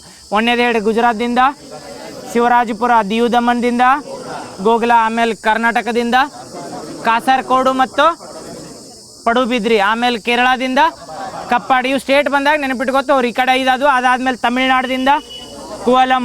ಪಾಂಡಿಚೇರಿದಿಂದ ಇಡನ್. ಆಂಧ್ರ ಪ್ರದೇಶದಿಂದ ರಿಷಿಕೊಂಡ. ಅದಾದ್ಮೇಲೆ ಒಡಿಸ್ಸಾದಿಂದ ಚಂದ್ರಭಾಗಲ್ಲೋ ಗೋಲ್ಡನ್ ಬೀಚ್. ಒಡಿಸ್ಸಾದಿಂದ ಗೋಲ್ಡನ್ ಬೀಚ್. ಅದಾದ್ಮೇಲೆ ಅಂಡಮಾನ್ ನಿಕೋಬಾರ್ದಿಂದ ರಾಧಾನಗರ್. ಇವು 10 ಆದ್ವು. ಇದಾದ್ಮೇಲೆ ಲಕ್ಷದ್ವೀಪದಿಂದ 2 ಸೇರ್ತಾವೆ. ಯಾವ್ಯಾವ? ಕದ್ಮತ್ ಮತ್ತು ತುಂಡಿ ಅಂತ ಬರ್ತಾವೆ. ಇವು 2 ನೆನಪಿಟ್ಕೋರಿ. 12 ಆದ್ವಲ್ಲ ನೆನಪಿರ್ತಾವೆ. ಕದ್ಮತ್ ಮತ್ತು ತುಂಡಿ ರೀಸೆಂಟಾಗಿ ಸೇರಿದ್ವು ತಾರೆ. ಎಲ್ಲಿ ಅಂದ್ರೆ ಲಕ್ಷದ್ವೀಪದಿಂದ ನೆನಪಿರ್ತೈತಿ. 12 ಆದ್ವು. ಇದಾದ್ಮೇಲೆ ಮಹಾರಾಷ್ಟ್ರದಿಂದ ಹೇಳಿದ್ ನೋಡ್ರಿ, ಹೇಳ್ರಿ. ಶಿವನಾಗ ಅಂತ ಹೇಳಿದ್ವಲ್ಲ, ಶಿವನ್ ಕೊಳ್ಳಾಗ ನಾಗ ಆತ. ಶಿವನಾಗ ಅಂದ್ರ ಶಿವ. ಇದನ್ನ ಯಾವ್ದದ? ಶಿವಗರನ? ಹಾ ತಡಿಯೋ, ಶಿವರ್ಧನ್ ಅಲ್ಲ. ಹಾ ಶ್ರೀವರ್ಧನ ಅಂತ ಬಂದೈತಿ. ಆಮೇಲೆ ನಾಗಾವ ಅಂತ ಬರ್ತೈತಿ. ಶ್ರೀವರ್ಧನ, ನಾಗಾವ, ಶಿವಾಗರ, ಇನ್ನೊಂದು ಯಾವ್ದ? ಲಾಡ್ಗರ, ಗುಹಾಗರ. ಆಮೇಲೆ ಪಾರ್ನಾಕ. 5 ಆದ್ವಲ್ಲ. ಇನ್ನೊಮ್ಮೆ ಹೆತ್ ನೋಡ್ರಿ. ಯಾವ 12 ಆಗಿದ್ದು ನೆನಪದಾವು. Golden beach. ಇದನ್ನ ಯಾವ್ದ? ಬ್ಲೂ ಫ್ಲಾಗ್ ಬೀಚಸ್ಗಳು 12 ಆದ್ವಾ. ಅದಾದ್ಮೇಲೆ ರೀಸೆಂಟಾಗಿ ಮಹಾರಾಷ್ಟ್ರದಿಂದ 5 ಸೇರ್ತಾವೆ. ಶಿವನಾಗಾತೆ ನೆನಪಿಟ್ಕೋರಿ. ಅದ್ರ ಮೇಲೆ ಹಾಕ್ಬೋದು. ಯಾವ್ದಂದ್ರೆ ಶ್ರೀವರ್ಧನ ಮತ್ತು ನಾಗಾವ ಅಂತ ಬರ್ತದೆ. ಅದಾದ್ಮೇಲೆ ಗುಹೆ ಒಳಗೆ ಲಾಡ್ ಅಂತ ನೆನಪಿಟ್ಕೋರಿ. ಗುಹಾಗರ, ಲಾಡ್ಗರ. ಅದು 4 ಅದು. ಇನ್ನೊಂದು ಯಾವ್ದಂದ್ರೆ ಪಾರ್ನಾಕ್. ನೆನಪಿರ್ತಾವಲ್ಲ 5. ರೀಸೆಂಟಾಗಿ ಇನ್ನೊಂದು ಏನಂದ್ರೆ ಗೋವಾದಿಂದ ಸೇರೈತೆ ಅಂತ ಹೇಳತ್ತಾರ. ಬಟ್ ಅಫಿಷಿಯಲ್ ವೆಬ್ಸೈಟ್ನಾಗ ಕೊಟ್ಟಿಲ್ಲ. ಗೋವಾದಿಂದ ಇದ್ದಿದ್ದ 18 ಅಕ್ಕವು. ಬಟ್ 17 ನೆನಪಿಟ್ಕೋರಿ ಗೋವಾದಿಂದ. ಕೇರಳದಿಂದ ಯಾವ್ದು? ಇಲ್ಲ ಎಟ್ಟು ಅದು 17 ಅದು ನೆನಪಿರ್ತಾವೆ. ಹೇಳ್ತೀರಿ ನಮ್ಮೆ? ಹೇಳ್ತೀರಿ? ಗುಜರಾತ್ದಿಂದ ಹೇಳ್ರಿ. ಶಿವರಾಜಪುರ. ದಿಯು ದಮನ್ದಿಂದ ಗೋಗ್ಲಾ. ಕರ್ನಾಟಕದಿಂದ ಕಾಸರಗೋಡು ಮತ್ತು ಪಡುಬಿದ್ರಿ. ಕೇರಳದಿಂದ ಕಪ್ಪಾಡ್. ತಮಿಳ್ನಾಡದಿಂದ ಕೂವಲಂ. ಪಾಂಡಿಚೇರಿದಿಂದ ಇಡನ್. ಆಮೇಲೆ ಆಂಧ್ರ ಪ್ರದೇಶದಿಂದ ರಿಷಿಕೊಂಡ. ಒಡಿಸ್ಸಾದಿಂದ ಗೋಲ್ಡನ್ ಬೀಚ್. ಒಡಿಸ್ಸಾದಿಂದ ಗೋಲ್ಡನ್ ಬೀಚ್. ಇದನ್ನು ಅಂಡಮಾನ್ ನಿಕೋಬಾರ್ದಿಂದ ಯಾವ್ದ್ರಿ? ರಾಧಾನಗರ್. ಆಮೇಲೆ ಇದನ್ನು ಯಾವ್ದು? ಲಕ್ಷದ್ವೀಪದಿಂದ 2 ಬರ್ತಾವೆ, ಮೀನಿಕಾಯಿ ಮತ್ತು ತುಂಡಿ. ಅದಾದ್ಮೇಲೆ ಮಹಾರಾಷ್ಟ್ರದಿಂದ 5 ಹೇಳ್ರಿ ಬಡ. ಶಿವ, ನಾಗ, ಗುಹಾಗರ, ಲಾಡ್ಗರ, ಪಾರ್ನಾಕ್. ನೆನಪಿರ್ತಾವಲ್ಲ. ಯಾರು ಕೊಡ್ತಾರೆ ಇದನ್ನ ಹೇಳ್ರಿ? ಡೆನ್ಮಾರ್ಕ್ದ FEE ಅಂತ ನೆನಪಿಟ್ಕೋರಿ. FEE foundation on environment education ಅಂತ ಬರ್ತೈತಲ್ಲ, ಅವ್ರ ಕೊಡ್ತಾರ. ಎಲ್ಲೈತೆ ಅದ್ರ ಸಂಸ್ಥೆ ಅಂದ್ರೆ ಡೆನ್ಮಾರ್ಕ್ನಾಗ. ಎಷ್ಟು ವರ್ಷದ ತನಕ ಕೊಡ್ತಾರ?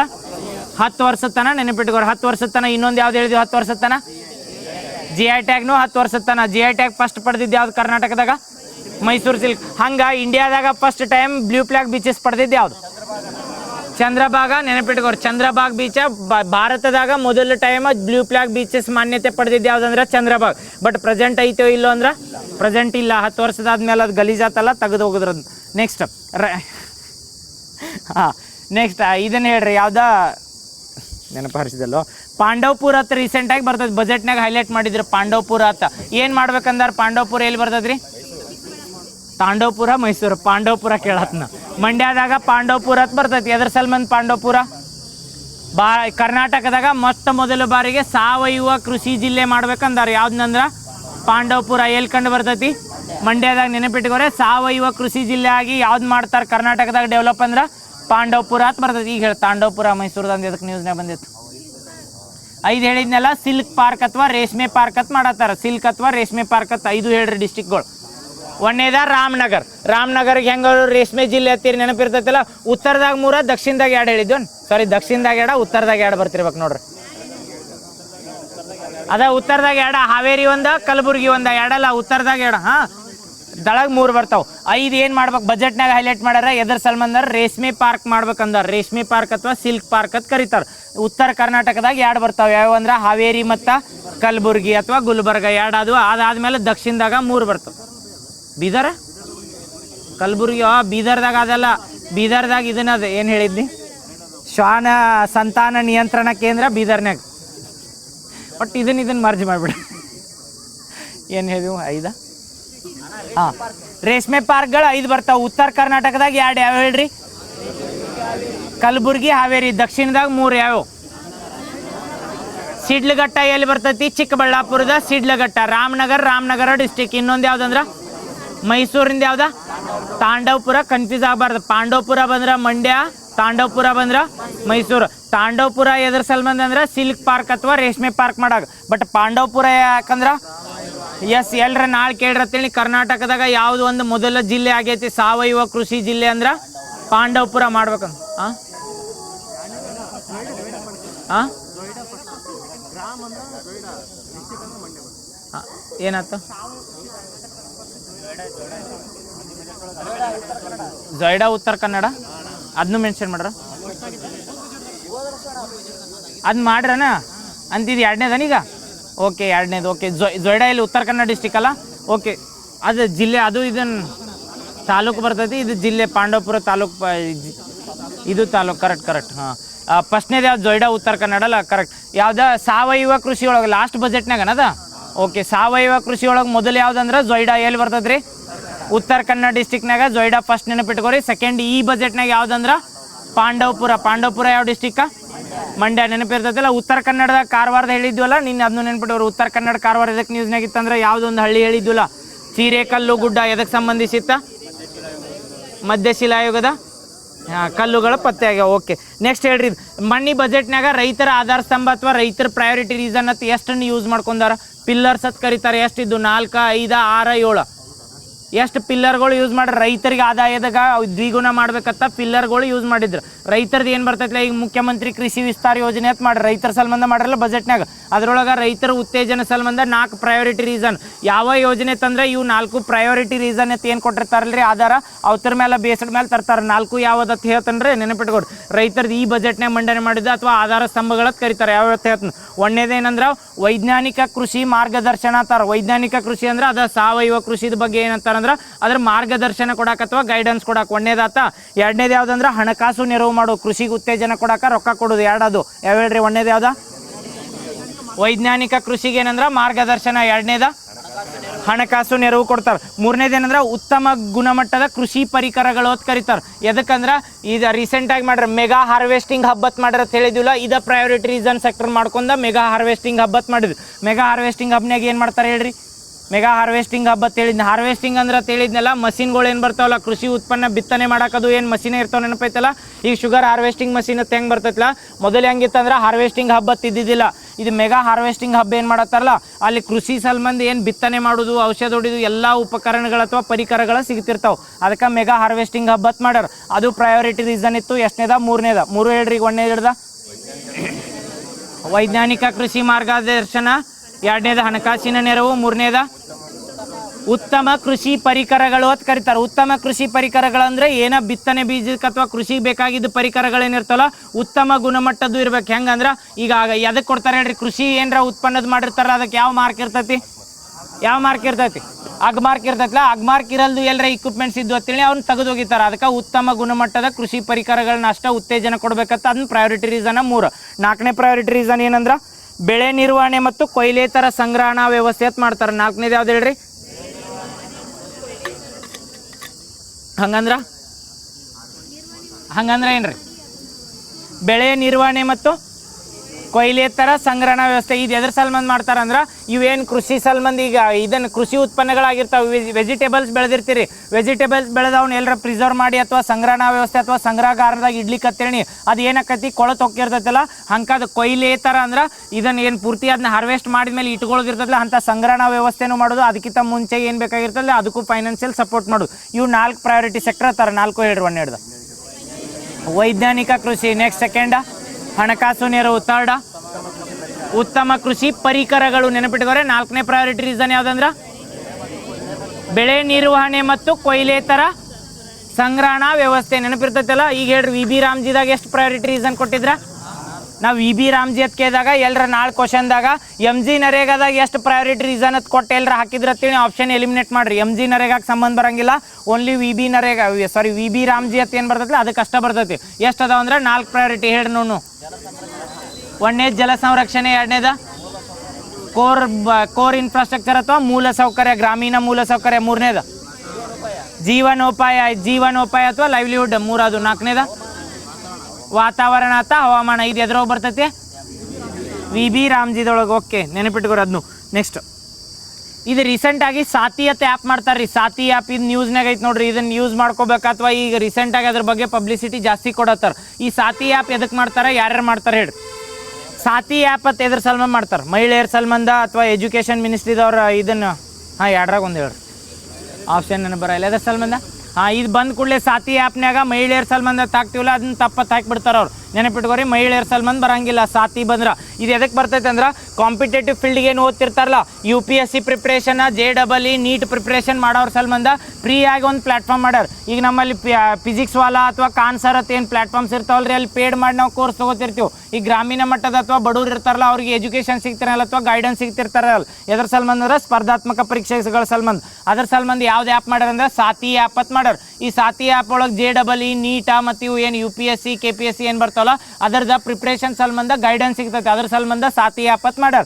ಯಾರು ಮಾಡ್ತಾರಂದ್ರೆ ಮಿನಿಸ್ಟ್ರಿ ಆಫ್ ಎಜುಕೇಷನ್. ಈಗ ಯಾವ IITದವ್ರು ಡೆವಲಪ್ ಮಾಡಿಕೊಡ್ತಾರೆ? ಯಾವುದೇ ಮಿನಿಸ್ಟ್ರಿ ಆಫ್ ಎಜುಕೇಷನ್ದವ್ರು ಆ್ಯಪ್ ಡೆವಲಪ್ ಮಾಡ್ರೆ ಡೈರೆಕ್ಟ್ ಮಿನಿಸ್ಟ್ರಿ ಆಫ್ ಎಜುಕೇಷನ್ದವ್ರು ಮಾಡಂಗಿಲ್ಲ. ಯಾವ್ದಾರ IITದ ಸಹಯೋಗ ತೊಗೊಂಡಿರ್ತಾರೆ. ಯಾವ IIT ಮಾಡ್ಯಾರ? IIT Delhi, IIT Kharagpur, IIT Kanpur, IIT Madras, ಮತ್ತೊಂದು ಯಾವ್ದು IIT ಕಾನ್ಪುರ. ಯಾವ್ದು 3 ಹೇಳ್ರಿ? IIT ಕಾನ್ಪುರದವ್ರು ಮಾಡಿದ್ದು ನೋಡ್ರಿ. ನೆನಪಿಟ್ಕೋರಿ IIT ಕಾನ್ಪುರ. ಏನೇನು ಹೇಳ್ರಿ ನೋಡು. ಸಾತಿ ಆ್ಯಪ್ ಎದ್ರ ಸಲ್ಮಾನ್ ಬಂದೈತೆ ಅಂದ್ರೆ ಸ್ಪರ್ಧಾತ್ಮಕ ಪರೀಕ್ಷೆಗಳ ತರಬೇತಿ ಕೊಡೋಕೆ. ಯಾಕಂದ್ರೆ ಕೇಳಿರ್ತಾರೆ ನಾಳೆ ಏನಂದ್ರೆ ಈಗ ರೀಸೆಂಟಾಗಿ ಸೆಂಟ್ರಲ್ ಗೌರ್ಮೆಂಟ್ದವ್ರ UPSC ಪ್ರಿಪ್ರೇಷನ್ ಸಲ್ಬಂಧದು ಈಸಿ ಮಾಡ್ಬೇಕಂತೇಳಿ ಯಾವ ಆ್ಯಪ್ ಇದನ್ನು ಲಾಂಚ್ ಮಾಡ್ಯಾರಂದ್ರೆ ಸಾತಿ ಆ್ಯಪ್ ಅಂತ ನೆನಪಿಟ್ಕೋರಿ. ಯಾವ IITದವ್ರು ಹೆಲ್ಪ್ ಮಾಡ್ತಾರಂದ್ರೆ IIT ಕಾನ್ಪುರ್, ಖರಗ್ಪುರ ಅಲ್ಲ, IIT ಕಾನ್ಪುರ್. ಕಾನ್ಪುರ ಎಲ್ಲಿ ಬರ್ತೈತಿ? ಉತ್ತರ ಪ್ರದೇಶದಾಗ. ಖರಗ್ಪುರ ಎಲ್ಲಿ ಬರ್ತೈತಿ? ಪಶ್ಚಿಮ ಬಂಗಾಳದಾಗ. ಭಾರತದ ಮೊದಲ IIT ಯಾವ್ದು? ಖರಗ್ಪುರ ಎಲ್ಲಾಗಿತ್ತು? ಪಶ್ಚಿಮ ಬಂಗಾಳದಾಗ. ಎರಡು ಕನ್ಫ್ಯೂಸ್ ಆಗ್ಬಾರ್ದು. ಕಾನ್ಪುರ್ ಬಂದ್ರೆ ಉತ್ತರ ಪ್ರದೇಶ, ಖರಗ್ಪುರ ಬಂದ್ರೆ ಪಶ್ಚಿಮ ಬಂಗಾಳ. ನೆನಪಿರ್ತೈತಲ್ಲ. ಯಾವ IIT ಕಾನ್ಪುರದವ್ರು ಮಾಡ್ತಾರೆ? ಏನು ಆ್ಯಪ್ ಜನರೇಟ್ ಮಾಡಿಕೊಟ್ರ ಅಂದ್ರೆ ಸಾತಿ ಆ್ಯಪ್. ಎದ್ರ ಸಲ ಮಾಡ್ತಾರೆ ಸಾತಿ ಆ್ಯಪ್?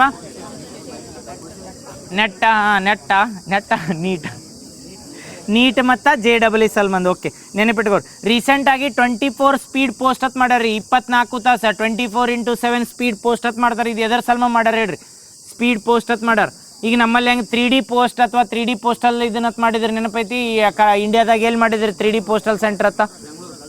ಬೆಂಗಳೂರದಾಗ ಮಾಡಿಲ್ಲ, ಅದ ಹಲ್ಸೂರ್ದಾಗ 3D ಪೋಸ್ಟಲ್ ಸರ್ವಿಸ್ ಅಥವಾ ಸೆಂಟರ್ ಅಂತ ಮಾಡಿದ್ರಿ. ಇಲ್ಲಿ ಎಲ್ಲ ಪೋಸ್ಟ್ ಆಫೀಸ್ಗಳು ಇರ್ತಾವಲ್ಲ, ಹಂಗೆ 3D ಪೋಸ್ಟ್ ಆಫೀಸ್ ಎಲ್ಲಿ ಬರ್ತೈತೆ ಅಂದ್ರೆ ಬೆಂಗಳೂರೊಳಗೆ ಮಾಡಿದ್ರಿ. ಎಲ್ಲಿ ಅಂದ್ರೆ ಹಲ್ಸೂರೊಳಗೆ. ಸೇಮ್ ಈಗ ಏನು ಮಾಡತ್ತಾರ ಅಂದ್ರೆ ಅದ್ರ ಮುಂದುವರೆದ ಭಾಗಾಗಿ 24x7 ಸ್ಪೀಡ್ ಪೋಸ್ಟ್ ಅಂತ ಮಾಡ್ಯಾರ. ಈ ಪೋಸ್ಟ್ ಆಫೀಸ್ ಹೆಂಗೆ ಇರ್ತೈತೆ ಅಂದ್ರೆ ಶನಿವಾರದು ಬಂದ್ರೆ ಹಾಫ್ ಡೇ ಇರ್ತಾವೆ, ಆಮೇಲೆ ರವಿವಾರ ಸೂಟಿನೇ ಇರ್ತೈತಿ. ನಾವು ಪೋಸ್ಟ್ ಹಾಕಿರ್ತೀವಿ, ಅದು ರೀಚ್ ಆಗೋ ಟೈಮ್ ಲೇಟ್ ಆಗಿರ್ತೈತಲ್ಲ, ಅದಕ್ಕೆ 24 ಸ್ಪೀಡ್ ಪೋಸ್ಟ್ ಅಂದ್ರೆ 24 ತಾಸೊಳಗೆ ನೀವು ಇವತ್ತು ಪೋಸ್ಟ್ ಹಾಕಿದ್ರೆ ಅಂತೇಳಿ 24 ತಾಸೊಳಗೆ ರೀಚ್ ಆಗ್ಬೇಕು. ಅದಕ್ಕೆ D+1 ಓದ್ತಾರೆ. Day+1 ಅಂದ್ರೆ ಒಂದು ದಿನ ಮುಗಿದಿದ್ದು ಮುಂಚೆನೇ ಅದ್ರೊಳಗೆ ಏನಂದ್ರೆ ಆ ಸ್ಪೀಡ್ ಪೋಸ್ಟ್ ಡೆಲಿವರಿ ಆಗಿರ್ಬೇಕು. ಅದನ್ನು ತರ್ತಾರೆ. ಎಷ್ಟು ಮೆಟ್ರೋಪಾಲಿಟಿಯನ್ ಸಿಟಿ ಒಳಗೆ ತರತಾರ್ರಿ ಇದನ್ನು ಹೇಳ್ರಿ? ಈಗ ಕೇಳ್ತಾರೆ. ಯಾಕಂದ್ರೆ ಸ್ಪೀಡ್ ಪೋಸ್ಟ್ ಒಳಗೆ ಅಥವಾ 24 ಸ್ಪೀಡ್ ಪೋಸ್ಟ್ ಅಂತಂದಾರ್ದ ಪೋಸ್ಟಲ್ ಇಲಾಖೆ ಅಥವಾ ಸೆಂಟ್ರಲ್ ಗೌರ್ಮೆಂಟ್ ಅಂಡರ್ ಬರ್ತೈತಿ. ಪೋಸ್ಟಲ್ ಇಲಾಖೆ ಬಂದರೆ ಎದ್ರೊಳಗೆ ಬರ್ತೈತೆ ಅಂದರೆ ಸೆಂಟ್ರಲ್ ಅಂಚೆ ಇಲಾಖೆ ಅತಿವಲ್ಲ ಸೆಂಟ್ರಲ್ ಗೌರ್ಮೆಂಟ್ದವ್ರದ್ದು ಬರ್ತೈತಿ. ಕರೆಕ್ಟಾ? ಅವ್ರದ್ದು ಏನು ಮಾಡ್ತಾರೆ ಅಂದ್ರೆ ಸ್ಪೀಡ್ ಪೋಸ್ಟ್ ಅಂತ ಮಾಡ್ರಿ 24 ತಾಸು. ಇದ್ರೊಳಗೆ ವಿಶೇಷತೆ ಏನಂದ್ರೆ ಸಂಡೇಸ್ ಅದು ಪೋಸ್ಟ್ ಡೆಲಿವರಿ ಆಕತ್ರಿ. ಎಲ್ಲರ ನಾವು ಶನಿವಾರ ಹೋಗಿ ಎಲ್ಲರ ಸ್ಪೀಡ್ ಪೋಸ್ಟ್ ಹಾಕಿದ್ದು ಅಂತೇಳಿ. ಯಾಕಂದ್ರೆ ಆಂಬುಲೆನ್ಸ್ ಹೆಂಗೆ ಇರ್ತೈತಲ್ಲ ಹಂಗೊಂದು ಗಾಡಿನೇ ಇರ್ತೈತೆ ಅವ್ರದ್ದು ಪೋಸ್ಟ್ಗಳನ್ನ ಡೆಲಿವರಿ ಮಾಡೋ ಸಲ್ಬಂಧ. ಅದಕ್ಕೆ 24 ಸ್ಪೀಡ್ ಪೋಸ್ಟ್ ಅತ್ತಾರ. ಎಷ್ಟು ಡಿಸ್ಟಿಕ್ ಒಳಗೆ ತರತಾರ ಹೇಳ್ತೀನಿ.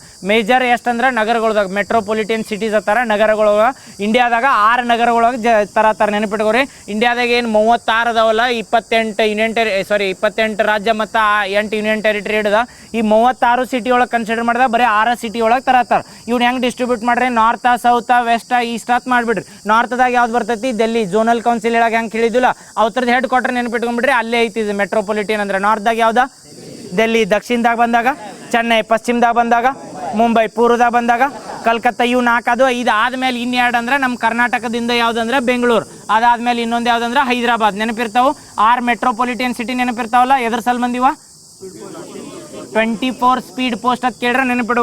24 ತಾಸು 24 ಯಾಕೆ ಕೊಟ್ರೆ ಅಂದ್ರೆ 24 ತಾಸು ಒಳಗೆ ಡೆಲಿವರಿ ಕೊಡೋ ಸಲ ಬಂದ ಸ್ಪೀಡ್ ಪೋಸ್ಟ್ ಮಾಡೋರು. ಎಷ್ಟು ಮೆಟ್ರೋಪಾಲಿಟನ್ ಸಿಟಿ ಒಳಗೆ ಎಷ್ಟು ರೀ? 6 ಮೆಟ್ರೋಪಾಲಿಟನ್ ಸಿಟಿ ಒಳಗೆ 6 ಹೇಳ್ರಿ ಈಗ ಬಡ ಡೆಲ್ಲಿ, ಚೆನ್ನೈ, ಮುಂಬೈ, ಕಲ್ಕತ್ತಾ, ಆಮೇಲೆ ಬೆಂಗಳೂರು ಮತ್ತು ಹೈದರಾಬಾದ್. ನೆನಪಿರ್ತಾವಲ್ಲ. ಹೆಡ್ ಕ್ವಾರ್ಟರ್ ಹೇಳ್ರಿ ಈಗ ನೋಡು. ಝೋನಲ್ ಕೌನ್ಸಿಲ್ದು ಹಿಂಗೆ ಬರ್ತಾವೆ ಸೇಮ.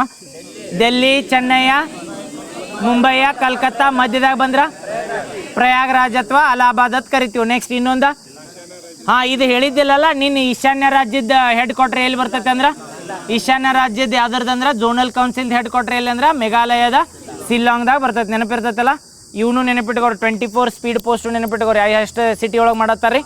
ಎದ್ರ ಸಲ ಬಂದು ಸ್ಪೀಡ್ ಪೋಸ್ಟ್ ಬಂದೈತೆ ಅಂದ್ರೆ 24 ತಾಸು ಒಳಗೆ. ಇದ್ರೊಳಗೆ ಸಂಡೇನೂ ಅವೈಲೇಬಿಲಿಟಿ ಇರ್ತೈತೆ. ಓಕೆ, ನೆಕ್ಸ್ಟ್ ಇದು ಹೇಳ್ರಿ. ಈ ರೀಸೆಂಟಾಗಿ ಕೊಪಿಲಿ ಹೈಡ್ರೋ ಎಲೆಕ್ಟ್ರಿಕ್ ಪ್ರಾಜೆಕ್ಟ್ ಅಂತ ನ್ಯೂಸ್ನ ಬರ್ತೈತೆ. ಕೊಪಿಲಿ ಹೈಡ್ರೋ ಎಲೆಕ್ಟ್ರಿಕ್ ಪ್ರಾಜೆಕ್ಟ್ ಮಣ್ಣು ಯಾವ್ದ್ರೋ ಕೇಳಿದ್ ನೋಡಿ. ಹೈಡ್ರೋ ಎಲೆಕ್ಟ್ರಿಕ್ ಪ್ರಾಜೆಕ್ಟ್ ಹೊಂದಿಸಿ ಬರೀ ಏರಿದಾಗ ಕೇಳ್ತಾರೆ ನಾವು. ಅದು ಪುನಾನ್ ಸಾಂಗ್ಚು ಕೇಳಿದ್ವಲ್ಲ, ಎಲ್ಲಿ ಬರ್ತೈತೆ ಹೇಳ್ರಿ? ಭೂತಾನ್ ಒಳಗೆ. ನೆನಪೈತಲ್ಲ, ಅದನ್ನ ಕೇಳಿದ್ದಲ್ಲ ಮೊನ್ನೆ. ಹಿಂಗೆ ಹೈಡ್ರೋ ಎಲೆಕ್ಟ್ರಿಕ್ ಪ್ರಾಜೆಕ್ಟ್ ಯಾವ ನ್ಯೂಸ್ನಾಗ ಇದ್ದು ಅಂತೇಳಿ ಕೇಳ್ತಾರೆ. ಈ ಕೊಪಿಲಿ ಹೈಡ್ರೋ ಎಲೆಕ್ಟ್ರಿಕ್ ಪ್ರಾಜೆಕ್ಟ್ ಅಂತ ನ್ಯೂಸ್ನಾಗ ಐತಿ. ಯಾವ ಸ್ಟೇಟ್ನಾಗ ಕಂಡು ಬರ್ತೈತಿ ಇದು? ಅರುಣಾಚಲ್ ಪ್ರದೇಶ, ಜಮ್ಮು ಕಾಶ್ಮೀರ, ಅಸ್ಸಾಮ. ಇವು ಮೂರಾಗ ಒಂದು ಹೇಳ್ರಿ. ಅಸ್ಸಾಂದಾಗ ಬರ್ತೈತೆ. ಕೊಪಿಲಿ ಹೈಡ್ರೋ ಎಲೆಕ್ಟ್ರಿಕ್ ಪ್ರಾಜೆಕ್ಟ್ ಬಂದ್ರೆ ಎಲ್ಲಿ ಅಂದ್ರೆ ಕೋಪಿಲಿ ರಿವರ್ ಅಂತ ಬರ್ತೈತಿ, ಅಲ್ಲೇ ಮಾಡತ್ತಾರೆ. ಎಲ್ಲಿ ಅಂದ್ರೆ ಅಸ್ಸಾಂದಾಗ. ಇದು ಹೇಳ್ರಿ. ಸುಬನ್ಸಿರಿ ಹೈಡ್ರೋ ಎಲೆಕ್ಟ್ರಿಕ್ ಪ್ರಾಜೆಕ್ಟ್ ಬಂದ್ರೆ Arunachal Pradesh. Kalai hydro electric project ಬಂದ್ರೆ ಇವೆಲ್ಲ ಮಾಡಿದ್ವಲ್ಲ. ಇದು ರೀಸೆಂಟಾಗಿ ಇದಕ್ಕೆ ನ್ಯೂಸ್ನಾಗ ಐತಿ. ಕೊಪಿಲಿ ಅಂದ್ರೆ ನರೇಂದ್ರ ಮೋದಿ ಇನಾಗ್ರೇಟ್ ಮಾಡ್ಯಾರ ಕೋಪಿಲಿ ಹೈಡ್ರೋ ಎಲೆಕ್ಟ್ರಿಕ್ ಪ್ರಾಜೆಕ್ಟ್. ಎಲ್ಲಿ ಅಂದ್ರೆ ಅಸ್ಸಾಂದಾಗ ಆಟೋನಮಸ್ ಡಿಸ್ಟ್ರಿಕ್ಟ್ ಕೌನ್ಸಿಲ್ಗಳು ಎಷ್ಟು ಅದಾವು? 3 ಅದಾವ. ಯಾವ್ಯಾವ?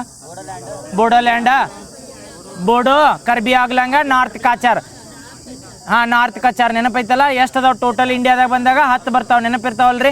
ಇದ್ರೊಳಗೆ ಮೆಂಬರ್ಸ್ ಎಷ್ಟು ಇರ್ತಾರೆ ಅಂತ ಕೇಳ್ಬೋದು. ಎಷ್ಟು ಇರ್ತಾರೆ ಅಂದ್ರೆ 30 ಜನ ಇರ್ತಾರೆ. 30 ಜನದಾಗ ಎಷ್ಟು ನಾಮಿನೇಟೆಡ್ ಇರ್ತಾರೆ, ಎಷ್ಟು ಎಲೆಕ್ಟೆಡ್ ಇರ್ತಾರೆ? ಎಷ್ಟ್ರಿ? 4 ನಾಮಿನೇಟೆಡ್, 24 ಎಲೆಕ್ಟೆಡ್. ಬಟ್ ಇವೇನು 10 ಅದಾವಲ್ಲ, ಇದ್ರೊಳಗೆ ಏನು ಮಾಡ್ರಿ ಅಂದ್ರೆ 36 ಜನ ಅದಾರೆ. ಯಾವ್ದ್ರೊಳಗೆ ಹೇಳ್ರಿ? ಯಾವ ಆಟೋನಮಸ್ ಡಿಸ್ಟ್ರಿಕ್ಟ್ ಕೌನ್ಸಿಲ್ ಒಳಗೆ? ಬೋಡೋಲ್ಯಾಂಡ್ದಾಗ ಅಷ್ಟೇ ನೋಡ್ರಿ. ಉಳ್ಕಿದ ಕಡೆ ಹೇಳಿದ್ನೆಲ್ಲ. ಆಟೋನಮಸ್ ಡಿಸ್ಟ್ರಿಕ್ಟ್ ಕೌನ್ಸಿಲ್ ಅಂದ್ರೆ ಗೊತ್ತೈತಲ್ಲ. ಎದ್ರ ಸಂಬಂಧ ಇರ್ತಾವೆ ಆಟೋನಮಸ್ ಡಿಸ್ಟ್ರಿಕ್ಟ್ ಕೌನ್ಸಿಲ್? ಯಾವ ಶೆಡ್ಯೂಲಿಗೆ ಸಂಬಂಧಿಸೈತಿ? 6ನೇ ಶೆಡ್ಯೂಲಿಗೆ ಸಂಬಂಧಿಸೈತಿ. ಏನು 4 ಡಿಸ್ಟ್ರಿಕ್ಟ್ಗಳು ಬರ್ತಾವಲ್ಲ, ಅವು 4 ರಾಜ್ಯದಾಗ ಇವು ಆಟೋನಮಸ್ ಡಿಸ್ಟ್ರಿಕ್ಟ್ ಕೌನ್ಸಿಲ್ಗಳು ಬರ್ತಾವೆ. ಅಸ್ಸಾಂದಾಗ 3 ಹೇಳ್ರಿ. ಈಗ ಅಸ್ಸಾಂದಾದ್ಮೇಲೆ ಮೇಘಾಲಯದಾನು 3, ಗಾರೋ, ಕಾಶಿ, ಜಯಂತಿ. ಆಮೇಲೆ ತ್ರಿಪುರಾ ಡಿಸ್ಟ್ರಿಕ್ಟ್ ಹಿಲ್ ಕೌನ್ಸಿಲ್ ಅಂತ ಬರ್ತೈತೆ. ಅದಾದ್ಮೇಲೆ ಇನ್ನೊಂದು ಯಾವ್ದು ಉಳಿತು? ಮಿಜೋರಾಮ್ದಾಗ LCM ಏನು ಹೇಳಿ? MLC ಮಾರಾ, ಲಯ, ಚಕಮಾ. ನೆನಪಿರ್ತಾವಲ್ಲ autonomous district ಕೌನ್ಸಿಲ್ಗಳು. ಓಕೆ, ಇದು ಹೇಳ್ರಿ. ಕೊಪಿಲಿ ಹೈಡ್ರೋ ಎಲೆಕ್ಟ್ರಿಕ್ ಪ್ರಾಜೆಕ್ಟ್ ಬಂದ್ರೆ ಎಲ್ಲಿ? ಓಕೆ, ರೀಸೆಂಟಾಗಿ ವೆಸ್ಟ್ ಏಷ್ಯಾದ ಕಾನ್ಫ್ಲಿಕ್ಟ್ಸ್ ಆಗತ್ತೈತಾರಲ್ಲ, ಅಥವಾ ಪಶ್ಚಿಮ ಏಷ್ಯಾ ರಾಜ್ಯದೊಳಗೆ ಏನಿದೆ ಯುದ್ಧದ ಸಲ್ಮಂದ್ ನಿರ್ಬಂಧ ಹೇರಿದ್ರಲ್ರಿ ಎಲ್ಲಿ? ಇದ್ರ ಮೇಲೆ ಹರ್ಮುಜ್ ಸ್ಟ್ರೇಟ್ ಮೇಲೆ. ಅದು ಆ ಟೈಮ್ನಾಗ ಹೆಲ್ಪ್ ಮಾಡ್ಬೇಕು. ಎಕ್ಸ್ಪೋರ್ಟ್ ಇಂಪೋರ್ಟ್ ಮಾಡ್ತಿರ್ತಾರೆ. ಈಗ ನಾವು ಹಳ್ಳಿ ಕಡೆ ಏನಾರ ನಮ್ದೊಂದು ಕ್ರಾಫ್ಟ್ಸ್ ಇರ್ತೈತೆ ತಿಳ್ಕೊ. ನಾವು ಹಳ್ಳಿಯಾಗ ಜನ್ರೇಟ್ ಇದನ್ನು ಉತ್ಪಾದನೆ ಮಾಡ್ತಿರ್ತೀವಿ. ಆ ಕ್ರಾಫ್ಟ್ ನಾವು ಏನು ಮಾಡ್ತಿರ್ತೀವಿ ಅಂದ್ರೆ UAE ಅಥವಾ ಗಲ್ಫ್ ಓಷಿಯನ್ ಕಂಟ್ರಿಗಳಿಗೆ ಕಳಿಸ್ತಿರ್ತೀವಿ. ಆ ಕಂಟ್ರಿ ಕಳ್ಸಾಗ ಈಗ ಏನು ಏಷ್ಯಾದ ಕಾನ್ಫ್ಲಿಕ್ಟ್ ಆತಲ್ರಿ ವೆಸ್ಟ್ ಏಷ್ಯಾದ, ಅವಾಗ ನಮಗೆ ಏನಾಕತ್ತೆ ಅಂದ್ರೆ ಆರ್ಥಿಕವಾಗಿ ದಿಗ್ಬಂಧನ ಆದಂಗೆ ಅಥವಾ ನಮ್ಗೆ ಲಾಸ್ ಆಗಕ್ಕೆ ಸ್ಟಾರ್ಟ್ ಆಗತ್ತೆ. ನಮಗೆ ಎಕ್ಸ್ಪೋರ್ಟ್ ಮಾಡೋಕೆ ಆಗಂಗಿಲ್ಲ. ಅದ್ರ ಸಲ್ಮಂದ್ ಸೆಂಟ್ರಲ್ ಗೌರ್ಮೆಂಟ್ದವ್ರು ಒಂದು ಸ್ಕೀಮ್ ತರ್ತಾರೆ. ಅವ್ರಿಗೆ ಹೆಲ್ಪ್ ಮಾಡ್ಬೇಕಂತೇಳಿ MSMEದವ್ರ ಮತ್ತು ಇವ್ರ ಸಲ್ಮಂದ ಯಾರ ಈಗೇನು ಎಕ್ಸ್ಪೋರ್ಟ್ ಮಾಡ್ತಿರ್ತಾರಲ್ಲ ಆ ಬಿಸ್ನೆಸ್ ಮ್ಯಾನ್ಗಳಿಗೆ ಹೆಲ್ಪ್ ಮಾಡೋ ಸಲ್ಮಂದ ಒಂದು ಸ್ಕೀಮ್ ತಂದಾರ. ಆ ಸ್ಕೀಮ್ ಹೆಸರೇನು? ಕ್ವಶನ್ ಹೇಳಿದ್ದಾರ ತಿಳಿತಾ? ಗೊತ್ತಾಗಲಿಲ್ಲ? ಇನ್ನೊಮ್ಮೆ ಹೆತ್ನಾ. ಪಶ್ಚಿಮ ಏಷ್ಯಾದಾಗ ಈಗೇನು ಯುದ್ಧದ ನಿರ್ಬಂಧ ಇರತ್ತಾರಲ್ಲ, ಇರಾನ್ ಇಸ್ರೇಲ್ ಮೇಲೆಲ್ಲ ಯುದ್ಧ ಆಗತ್ತೈತೆ. ಕರೆಕ್ಟಾ? ಈಗ ಯುದ್ಧ ಆಗತ್ತೈತೆ ಅಂದ್ರೆ ಅದರಿಂದ ನಮಗೆ ಎಫೆಕ್ಟ್ ಏನು ಬೀಳ್ತೈತೆ ಅಂದ್ರೆ ಬರೀ ಇಂಪೋರ್ಟ್ದಿಂದ ಎಫೆಕ್ಟ್ ಬೀಳಂಗಿಲ್ಲ. ನಾವೇನು ಮಾಡ್ತಿದ್ವಿ? ಆಯಿಲ್ನ ಅಲ್ಲಿದ್ದ ಪೆಟ್ರೋಲ್ ಅಥವಾ ಡೀಸೆಲ್ಗಳನ್ನ ತರಿಸ್ತಿದ್ವಿ. ಅದರಿಂದ ಅಷ್ಟೇ ನಮ್ಮ ಮೇಲೆ ನಿರ್ಬಂಧ ಅಥವಾ ಅದರಿಂದ ಅಷ್ಟೇ ನಮಗೆ ಲಾಸ್ ಆಗಂಗಿಲ್ಲ. ನಮ್ಮಲ್ಲಿ ಏನಾಕತ್ತೆ ಅಂದ್ರೆ ನೀವು ಹಳ್ಳಿಯಾಗ ಈಗ ನಾವು ಧಾರವಾಡದಾಗ ಪೇಡ ಮಾಡ್ತಿರ್ತಾರಲ್ಲ, ಆ ಧಾರವಾಡದಿಂದ ಪೇಡ ಏನು ಮಾಡ್ತಿರ್ತಾರೆ ಅಂದ್ರೆ ಅಮೇರಿಕಾಕ್ಕೆ ಅಥವಾ ಇರಾನ್ ಇಸ್ರೇಲ್ಗೆ ಎಲ್ಲೋ ಕಳಿಸ್ತಿರ್ತೀವಿ. ಕಳ್ಸವ ಬಡು ಮನುಷ್ಯ ಅದನ್ನ ತಿಳ್ಕೊರಿ. ಇಲ್ಲಿದ್ದವ್ರು ಈಗ ಇಲ್ಲಿ ಕರೆ ಬಡ್ರವ್ರ.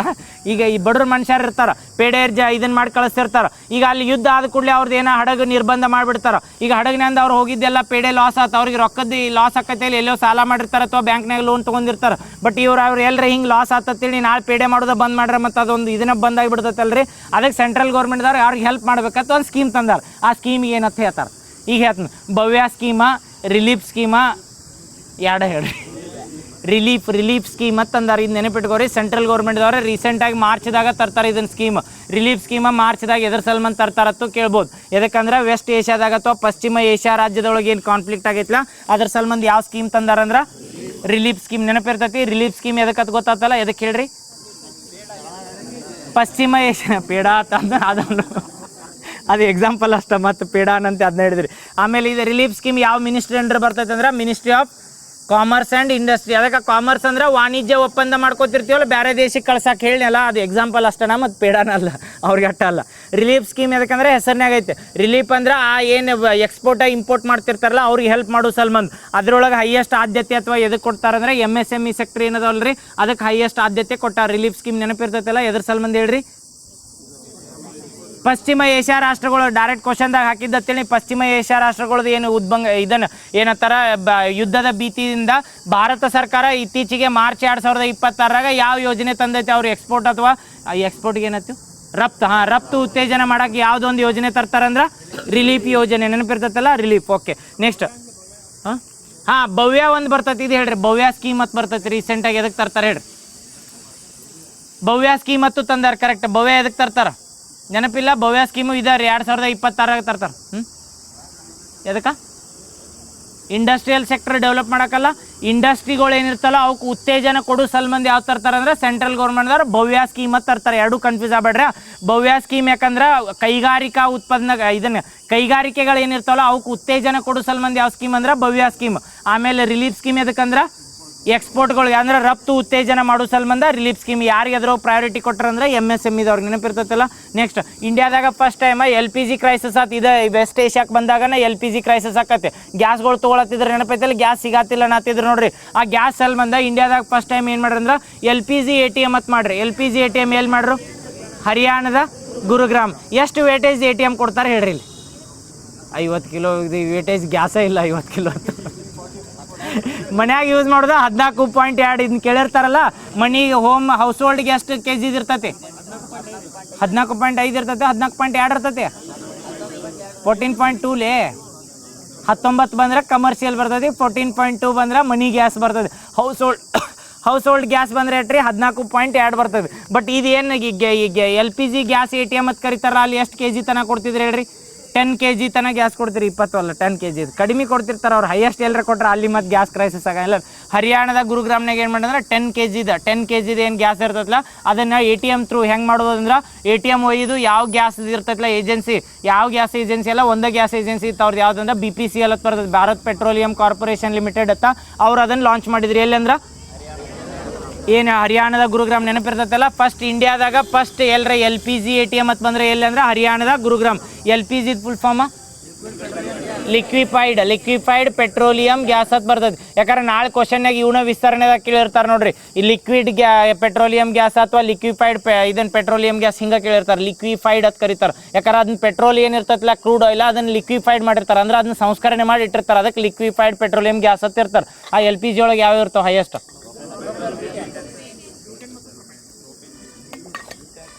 LPGದಾಗ CNGದಾಗ ಬರ್ತೈತಿ ಮೀಥೇನ್. ನೆನಪಿಟ್ಕೋರಿ. CNGನೂ ನ್ಯೂಸ್ನಾಗಿತ್ತಲ್ಲ. CNG ಯಾಕಂದ್ರೆ CNGಗೆ ಉತ್ತೇಜನ ಕೊಟ್ರೆ ಆಮೇಲೆ CNGದಾಗ ಏನಿರ್ತೈತೆ ಅಂದ್ರೆ ಮೀಥೇನ್. ಮತ್ತೆ ಯಾವ್ದು ಹೇಳಿದ್ದು? CNG LPG ಮತ್ತೆ ಯಾವ್ದು ಬರ್ತೈತೋ ಆ PNG ಅಂತ ಬರ್ತೈತಿ. PNG ಅದಕ್ಕೆ ಹೇಳ್ರಿ ಕ್ವಶನ್ ನಾಳೆ ಎಲ್ರ PNG ವಿಸ್ತರಣೆ ರೂಪ ಬರೀರಿ ಅಂದ್ರೆ ಪೈಪ್ಡ್ ನ್ಯಾಚುರಲ್ ಗ್ಯಾಸ್ ಅನ್ಬೇಕು. PNG ಅಂತೈತಲ್ಲ ಪೈಪ್ಡ್ ನ್ಯಾಚುರಲ್ ಗ್ಯಾಸ್ ಅಂದ್ರೆ ಇದು ಪೈಪಡ ಮತ್ತು CNGಗೆ ಡಿಫ್ರೆನ್ಸ್ ಏನಂದ್ರೆ CNGದಾಗ ಏನು ಮಾಡ್ತಾರೆ ಕಾಂಪ್ರೆಸ್ಡ್ ನ್ಯಾಚುರಲ್ ಗ್ಯಾಸ್ ಅಂದ್ರೆ ನೈಸರ್ಗಿಕ ಅನಿಲ ಏನಿರ್ತದಲ್ಲ ಹೈಯೆಸ್ಟ್ ಕಾಂಪ್ರೆಸ್ ಮಾಡಿರ್ತಾರೆ, ಅಂದ್ರೆ ಪ್ರೆಷರ್ ಒಳಗೆ ಹಾಕಿ ಒಂದು ಗ್ಯಾಸ್ ಒಳಗೆ ಫಿಲ್ ಮಾಡಿರ್ತಾರೆ.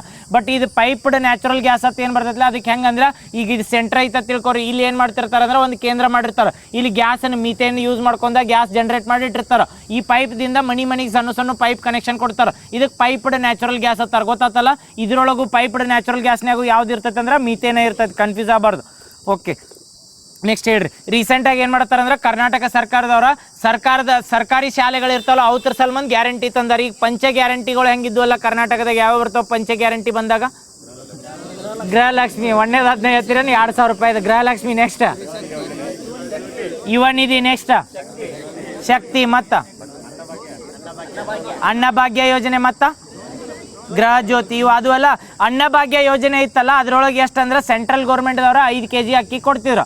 ಬಟ್ ಸ್ಟೇಟ್ ಗೌರ್ಮೆಂಟ್ದವ್ರು 5 kg ಅಂತ ಹೇಳಿ 10 kg ಕೊಡತ್ತೀರ.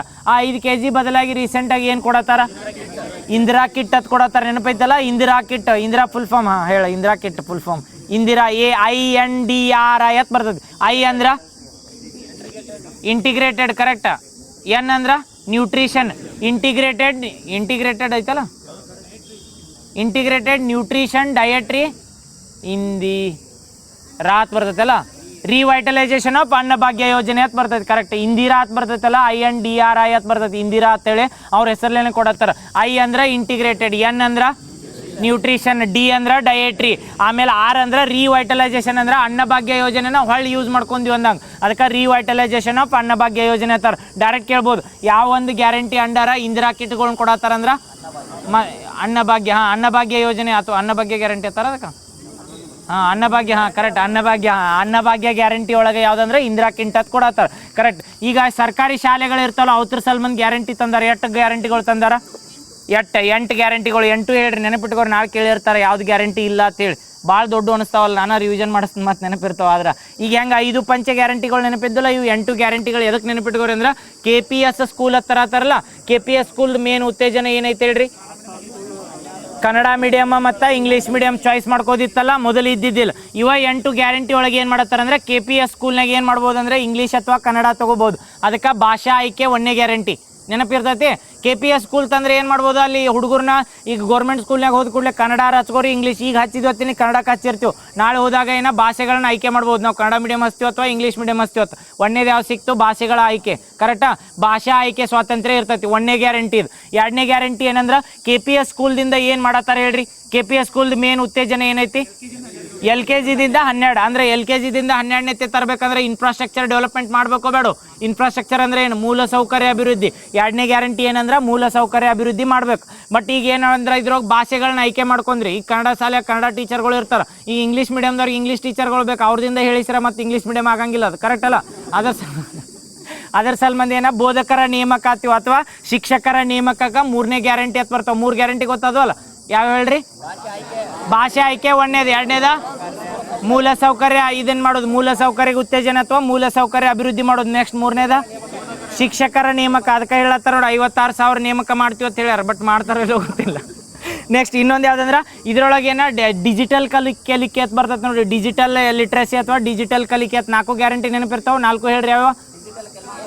ಒಟ್ಟು ಲಾಸ್ಟ್ ಹೇಳಿದ ಪಟ್ನ ಹೇಳ್ಬಿಡ್ತು ನಂಗೆ ನೆನಪಿರ್ತದೆ. ಡಿಜಿಟಲ್ ಕಲಿಕೆ, ಭಾಷೆಗಳ ಆಯ್ಕೆ, ಶಿಕ್ಷಕರ ನೇಮಕ, ಮೂಲ ಸೌಕರ್ಯ. ಇದಾದ್ಮೇಲೆ ಇವು 4 ಆದ್ಮೇಲೆ ಈಗ LKG ದಿಂದ 12ನೇ ತನಕ ಒಂದೇ ಕಡೆ ಇರ್ತಾರ್ರಿ.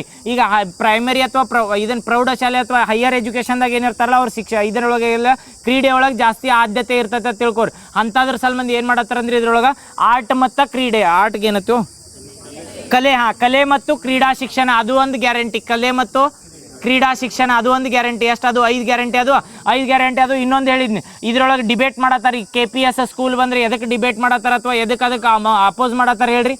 ಹೇಳಿದ್ದು KPS ಸ್ಕೂಲ್ ಸಲ್ಮಂದಿ ಅಪೋಸ್ ಯಾಕೆ ಮಾಡತ್ತಾರ? ಹಳಿ ಸ್ಕೂಲ್ಗಳ್ನ ಏನು ಮಾಡತ್ತಾರ? ಬಂದ್ ಮಾಡ್ತಾರ, ಹೊಸ ಸ್ಕೂಲ್ ಮಾಡ್ತಾರೆ. ಯಾಕಂದ್ರೆ ಈಗ ಎಲ್ಲೋ ಒಂದು ಈಗ ಜಾಗ ಅಂತರೂ ಹಳ್ಳಿ ಒಳಗೆ ಸಿಕ್ಕಿರಂಗಿಲ್ಲ, ಅಲ್ಲಿ 4ನೇ ತನ ಅಟ್ಟ ಸ್ಕೂಲ್ ಇರ್ತೈತಿ. ಊರೊಳಗೆ ಸಿಕ್ಕಿರ್ತೈತಿ ಎಲ್ಲಿಂದ ಅಂದ್ರೆ 6ನೇ ಹಿಡ್ದು ಅಥವಾ 4ನೇ 5ನೇ ಹಿಡ್ದು 10ನೇ ತನ ಊರೊಳಗೆ ಸಿಕ್ಕಿರ್ತೈತಿ.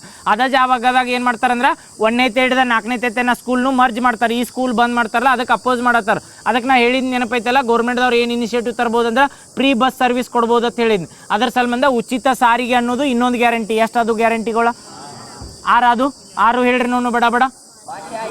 ಭಾಷೆ ಆಯ್ಕೆ, ಮೂಲ ಸೌಕರ್ಯ, ಶಿಕ್ಷಕರ ನೇಮಕ ಅಲ್ಲ ಶಿಕ್ಷಕರ ನೇಮಕ. ನೆಕ್ಸ್ಟ್ ಬಸ್ ಫ್ರೀ, ಉಚಿತ ಸಾರಿಗೆ. ನೆಕ್ಸ್ಟ್ ಕಲೆ ಮತ್ತು ಕ್ರೀಡಾ ಇದನ್ನು ಆದ್ಯತೆ ಕೊಡ್ತಾರೆ. ಕಲೆ ಮತ್ತು ಕ್ರೀಡಾ ಶಿಕ್ಷಣ ಅಂತ ಕೊಡ್ತಾರೆ. ಇನ್ನು ಯಾವ್ದು ಉಳಿತಂದ್ರೆ ಶೈಕ್ಷಣಿಕ ಗುಣಮಟ್ಟದ ಮೇಲ್ವಿಚಾರಣೆ ಅಂತ ಕೊಡ್ತಾರೆ. ಶೈಕ್ಷಣಿಕ ಗುಣಮಟ್ಟದ ಮೇಲ್ವಿಚಾರಣೆ ಅಂತ ಇದು ಹೆಂಗಂದ್ರೆ ಈಗ ಪ್ರೈವೇಟ್ ಸ್ಕೂಲ್ನಾಗ ಹಚ್ಚಿರ್ತಾರೆ ನೋಡ್ರಿ. ಪ್ರೈವೇಟ್ ಸ್ಕೂಲ್ನಾಗ ಇವು ಯೂನಿಟ್ ಟೆಸ್ಟ್ ಅಂತ ಮಾಡ್ತಾರೆ, ಗೊತ್ತೈತಲ್ಲ? ಸಣ್ಣ ಹುಡುಗರು ಅವು LKG UKG ಇರ್ತಾವೆ, ಬರೀ ಎಕ್ಸಾಮ್ ಬರ್ಸ್ತಿರ್ತಾರೆ ವರ್ಷ ಪೂರ್ತಿ.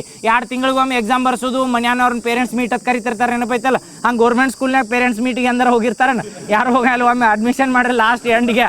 ಅದ್ರ ಸಲ್ಮಂದಿ ಈಗ ಏನು ಮಾಡತ್ತಾರ ಅಂದ್ರೆ ಅದಕ್ಕೆ ಹೇಳಿ, ಇದು ಏನಂದ್ರೆ ಮೇಲ್ವಿಚಾರ, ಶೈಕ್ಷಣಿಕ ಗುಣಮಟ್ಟದ ಮೇಲ್ವಿಚಾರಣೆ ಅಂತ ಕರೀತಾರೆ. ಶೈಕ್ಷಣಿಕ ಗುಣಮಟ್ಟದ ಅಂದ್ರೆ ಎಜುಕೇಷನಲ್ ಏನು ಗುಣಮಟ್ಟ ಇರ್ತದಲ್ಲ ಅದ್ರ ಮೇಲ್ವಿಚಾರಣೆ ಮಾನಿಟರ್ ಮಾಡೋದು. ಮಾನಿಟರ್ ಬರೀ ಟೀಚರ್ಗಳು ಮಾಡ್ರೆ ಹುಡುಗರು ಎಷ್ಟು ಕಲ್ತಾವತ್ತು ಮನ್ಯಾಗ ಅವ್ವ ಅಪ್ಪಗೆ ಗೊತ್ತಾಗಲ್ಲ. ಅದ್ರ ಸಲ್ಮಂದಿ ಏನು ಮಾಡ್ತಾರಂದ್ರೆ ಇದ್ರೊಳಗೆ ಕಂಪಲ್ಸರಿ ಈ ಗ್ಯಾರಂಟಿ ಒಳಗೆ ಏನು ಮಾಡ್ತಾರಂದ್ರೆ 2 ತಿಂಗಳೊಳಗಾಗಿ ಒಮ್ಮೊಮ್ಮೆ ಏನು ಮಾಡ್ಬೇಕು, ಟೀಚರ್ ಮತ್ತು ಪೇರೆಂಟ್ಸ್ ಮೀಟಿಂಗ್ ಆಗ್ಬೇಕು. ಪ್ರೆಸೆಂಟ್ ಇಲ್ಲ ಹಂಗೆ. ಅದ್ರ ಸಲ್ಮಂದಿ ಮಾಡತ್ತಾರೆ ಇದನ್ನು.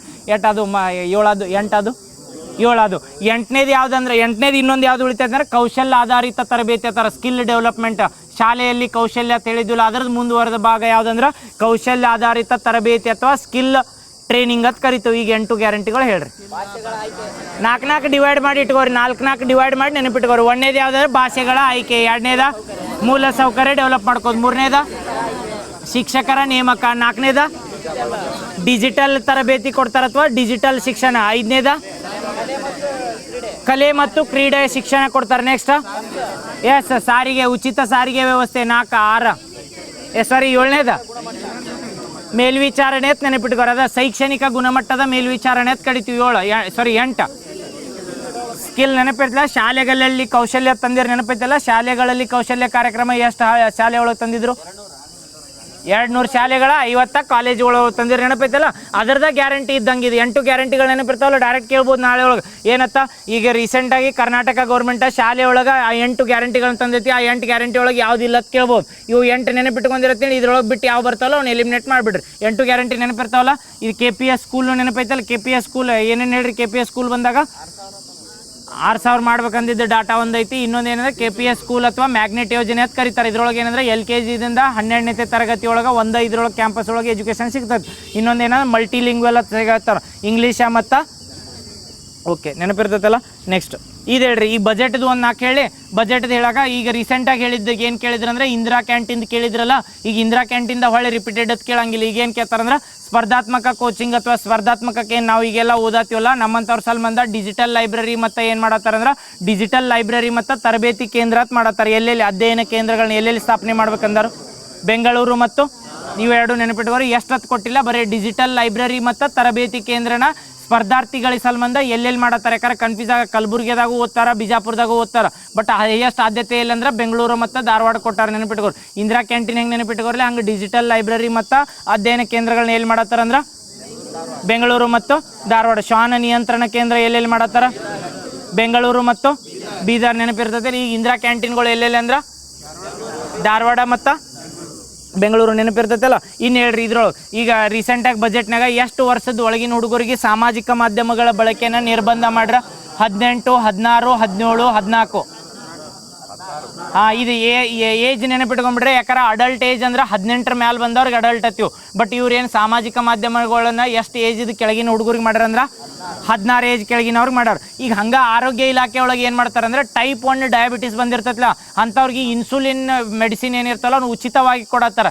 ಎಷ್ಟು ಏಜ್ ಅಂಡರ್ದವ್ರಿಗೆ ಕೊಡತ್ತಾರ? ಇದು ಕ್ವಶನ್ ಕೇಳತ್ನ ಹೇಳ್ರಿ. 18 ಇದು 18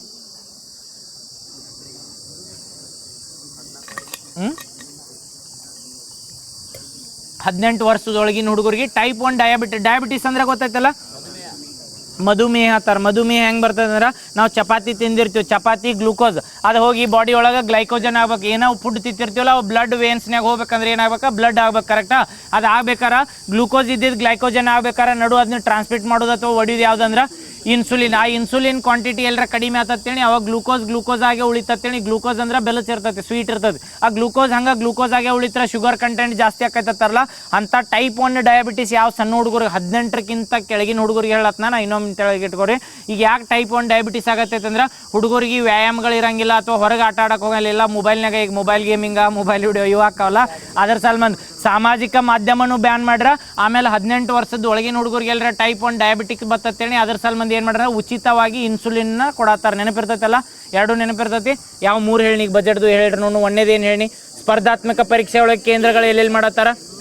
ಬೆಂಗಳೂರು ಮತ್ತು ಧಾರವಾಡದಾಗ. ಇನ್ನು ಟೈಪ್ 1 ಡಯಾಬಿಟಿಸ್ ಎಷ್ಟು ಏಜ್ ಅಂಡರ್ ಬಂದಾಗ? ಓಕೆ, ಎಷ್ಟು ಏಜ್ ಅಂಡರ್ದವ್ರಿಗೆ ಸಾಮಾಜಿಕ ಮಾಧ್ಯಮನ ಎಲಿಮಿನೇಟ್ ಮಾಡ್ಯಾರ? ಎಲ್ಲೇ ರೀಸೆಂಟಾಗಿ ಹೊಸ ಸರ್ಕಾರಿ ವೈದ್ಯಕೀಯ ಕಾಲೇಜ್ಗಳು ಮಾಡ್ಬೇಕಂದ್ರೆ ಯಾವ ಡಿಸ್ಟಿಕ್ ಒಳಗೆ ಇದು ಬಜೆಟ್ನಾಗ ಕೊಟ್ಟಾರ? ಯಾವ ಕಡೆ? ಹೇಳ್ರಿ. ಬಿಜಾಪುರ ಮತ್ತು ಕೋಲಾರದಾಗ. ನೆನಪಿಟ್ಕೋರಿ. ಈಗ ಬೆಂಗಳೂರಾಗ ಅದಾವ, ಧಾರವಾಡದಾಗ ಐತಲ್ಲ, ಧಾರವಾಡದಾಗ ಐತಲ್ಲ ಏಮ್ಸ್ ಯಾವುದಿದೆ ಸಾರಿ ಕಿಮ್ಸ್ ಅಂತ ಐತಲ್ಲ. ಇದನ್ನು ಮೆಡಿಕಲ್ ಕಾಲೇಜಿನ ಗೌರ್ಮೆಂಟ್ ಮೆಡಿಕಲ್ ಕಾಲೇಜಿನ ಬಿಜಾಪುರ ಮತ್ತು ಕೋಲಾರದಾಗ 2 ಕಡೆ ಏನಂದ್ರೆ ಗೌರ್ಮೆಂಟ್ ಮೆಡಿಕಲ್ ಕಾಲೇಜ್ಗಳನ್ನ ಸ್ಥಾಪನೆ ಮಾಡ್ಬೇಕಂದ್ರೆ ಎದಕ್ಕೆ ಹೇಳತ್ತಂದ್ರೆ ರೀಸೆಂಟಾಗಿ ರೈತ ಮಾಲ್ಗಳನ್ನ ಮಾಡ್ಬೇಕಂದಿದ್ರಿ MSIL ಅಂಡರ್. ಎಲ್ಲಿ ಹೇಳ್ರಿ?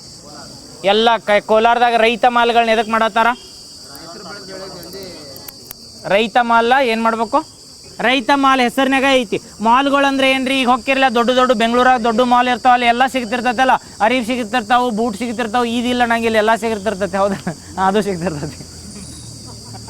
ಹಾಂ ಮಾಲ್ ಒಳಗೆ ಸಿಗ್ತಿರ್ತದೆ. ರೈತ ಮಾಲ್ ಅಂದರೆ ಏನಂದ್ರೆ MSIL ಅಂಡರ್ ಏನು ಮಾಡತ್ತಾರಂದ್ರೆ ಕೋಲಾರದಾಗ MSIL ಅಂಡರ್ ಕೋಲಾರ ಡಿಸ್ಟಿಕ್ ಒಳಗೆ ಪೂರ್ತಿ ರೈತ ಮಾಲ್ಗಳತ್ ಮಾಡ್ತಾರೆ. ರೈತ ಮಾಲ್ ಏನಂದ್ರೆ ರೈತರು ಬೆಳೆದಿದ್ದು ಉತ್ಪನ್ನಗಳು ಏನಿರ್ತಾವಲ್ಲ, ವೆಜಿಟೇಬಲ್ಸ್ ಆಗಲಿ ಅಥವಾ ಬೇರೆ ಏನೋ ಕ್ರಾಫ್ಟ್ಸ್ ಆಗಲಿ ಏನೇ ಆಗಲಿ ರೈತ ಬೆಳೆದಿದ್ದೆಲ್ಲ ರೈತ ಮಾಲ್ ಒಳಗೆ ಸಿಗ್ತೈತಿ. ರೈತ ಮಾಲಿಗೆ ಹೋದ್ರೆ ಅಂತೇಳಿ ಆ ಮಾಲ್ ಒಳಗೆ ಎಲ್ಲ ರೈತರು ಬೆಳೆದಿದ್ದು ಉತ್ಪನ್ನಗಳು ಇರ್ತಾವೆ. ಅದಕ್ಕೆ ಸಂಬಂಧ ರೈತ ಮಾಲ್ ಅಂತ ಇಡೀ ಕರ್ನಾಟಕದಾಗ ಒಂದು ಜಿಲ್ಲೆ ಒಳಗೆ ಡೆವಲಪ್ ಮಾಡತ್ತಾರೆ. ಎಲ್ಲಿ? ಕೋಲಾರದಾಗ ಒಂದು ಜಿಯೋ ಹೆರಿಟೇಜ್ ಸೈಟ್ ಐತೋ ಇಲ್ಲೋ? ಇಲ್ಲ. ಕೋಲಾರದಾಗ ಐತಲ್ಲ ಜಿಯೋ ಹೆರಿಟೇಜ್ ಸೈಟ್ ಐತಲ್ಲ. KGF Kolar geo heritage site ಎಷ್ಟು ಅದಾವ? ಜಿಯೋ ಹೆರಿಟೇಜ್ ಸೈಟ್ಗಳು 5 ಹೇಳಿದ್ವಲ್ಲ. ಕೋಲಾರ ಚಿತ್ರದುರ್ಗದಾಗ ಐತಲ್ಲ, ಮಾರ್ದಿಹಳ್ಳಿ ಅಂತ ಹೇಳಿ. ಇನ್ನು 3 ಯಾನ Uttara Kannada, next Bengaluru Lalbagh, next saint Mary's ಎಲ್ಲಿ? ಉಡುಪಿ ನೆನಪಿರ್ತಾವಲ್ಲ. ನೆಕ್ಸ್ಟ್ ಇದು ಹೇಳ್ರಿ, ಇದನ್ನ ಬಡಗನೆ ಹೇಳ್ತಾರೆ. ಹಾಂ ಈಗ ಹೇಳ್ರಿ ಯೋಜನೆಗಳು ಹೇಳ್ರಿ. ಕೃಷಿ ವಿಸ್ತಾರ ಯೋಜನೆ ಅಂತ ಬರ್ತೈತಿ ಬಜೆಟ್ನಂದು ಹೇಳ್ರಿ ಬಡ ಎಲ್ಲಿಗೆ ಬರ್ತೈತಿ ಕೃಷಿ ವಿಸ್ತಾರ ಯೋಜನೆ? ಅದಕ್ಕೆ ತರ್ತಾರ. ಎಷ್ಟು ವರ್ಷದ ತನಕ ತಂದಾರ ಕೃಷಿ ವಿಸ್ತಾರ ಯೋಜನೆ? ಬಜೆಟ್ ಮತ್ತೆ ಹೇಳ್ತೀನಿ ಬಡ ಹೇಳ್ರಿ. ಎಷ್ಟು ವರ್ಷದ ತನಕ?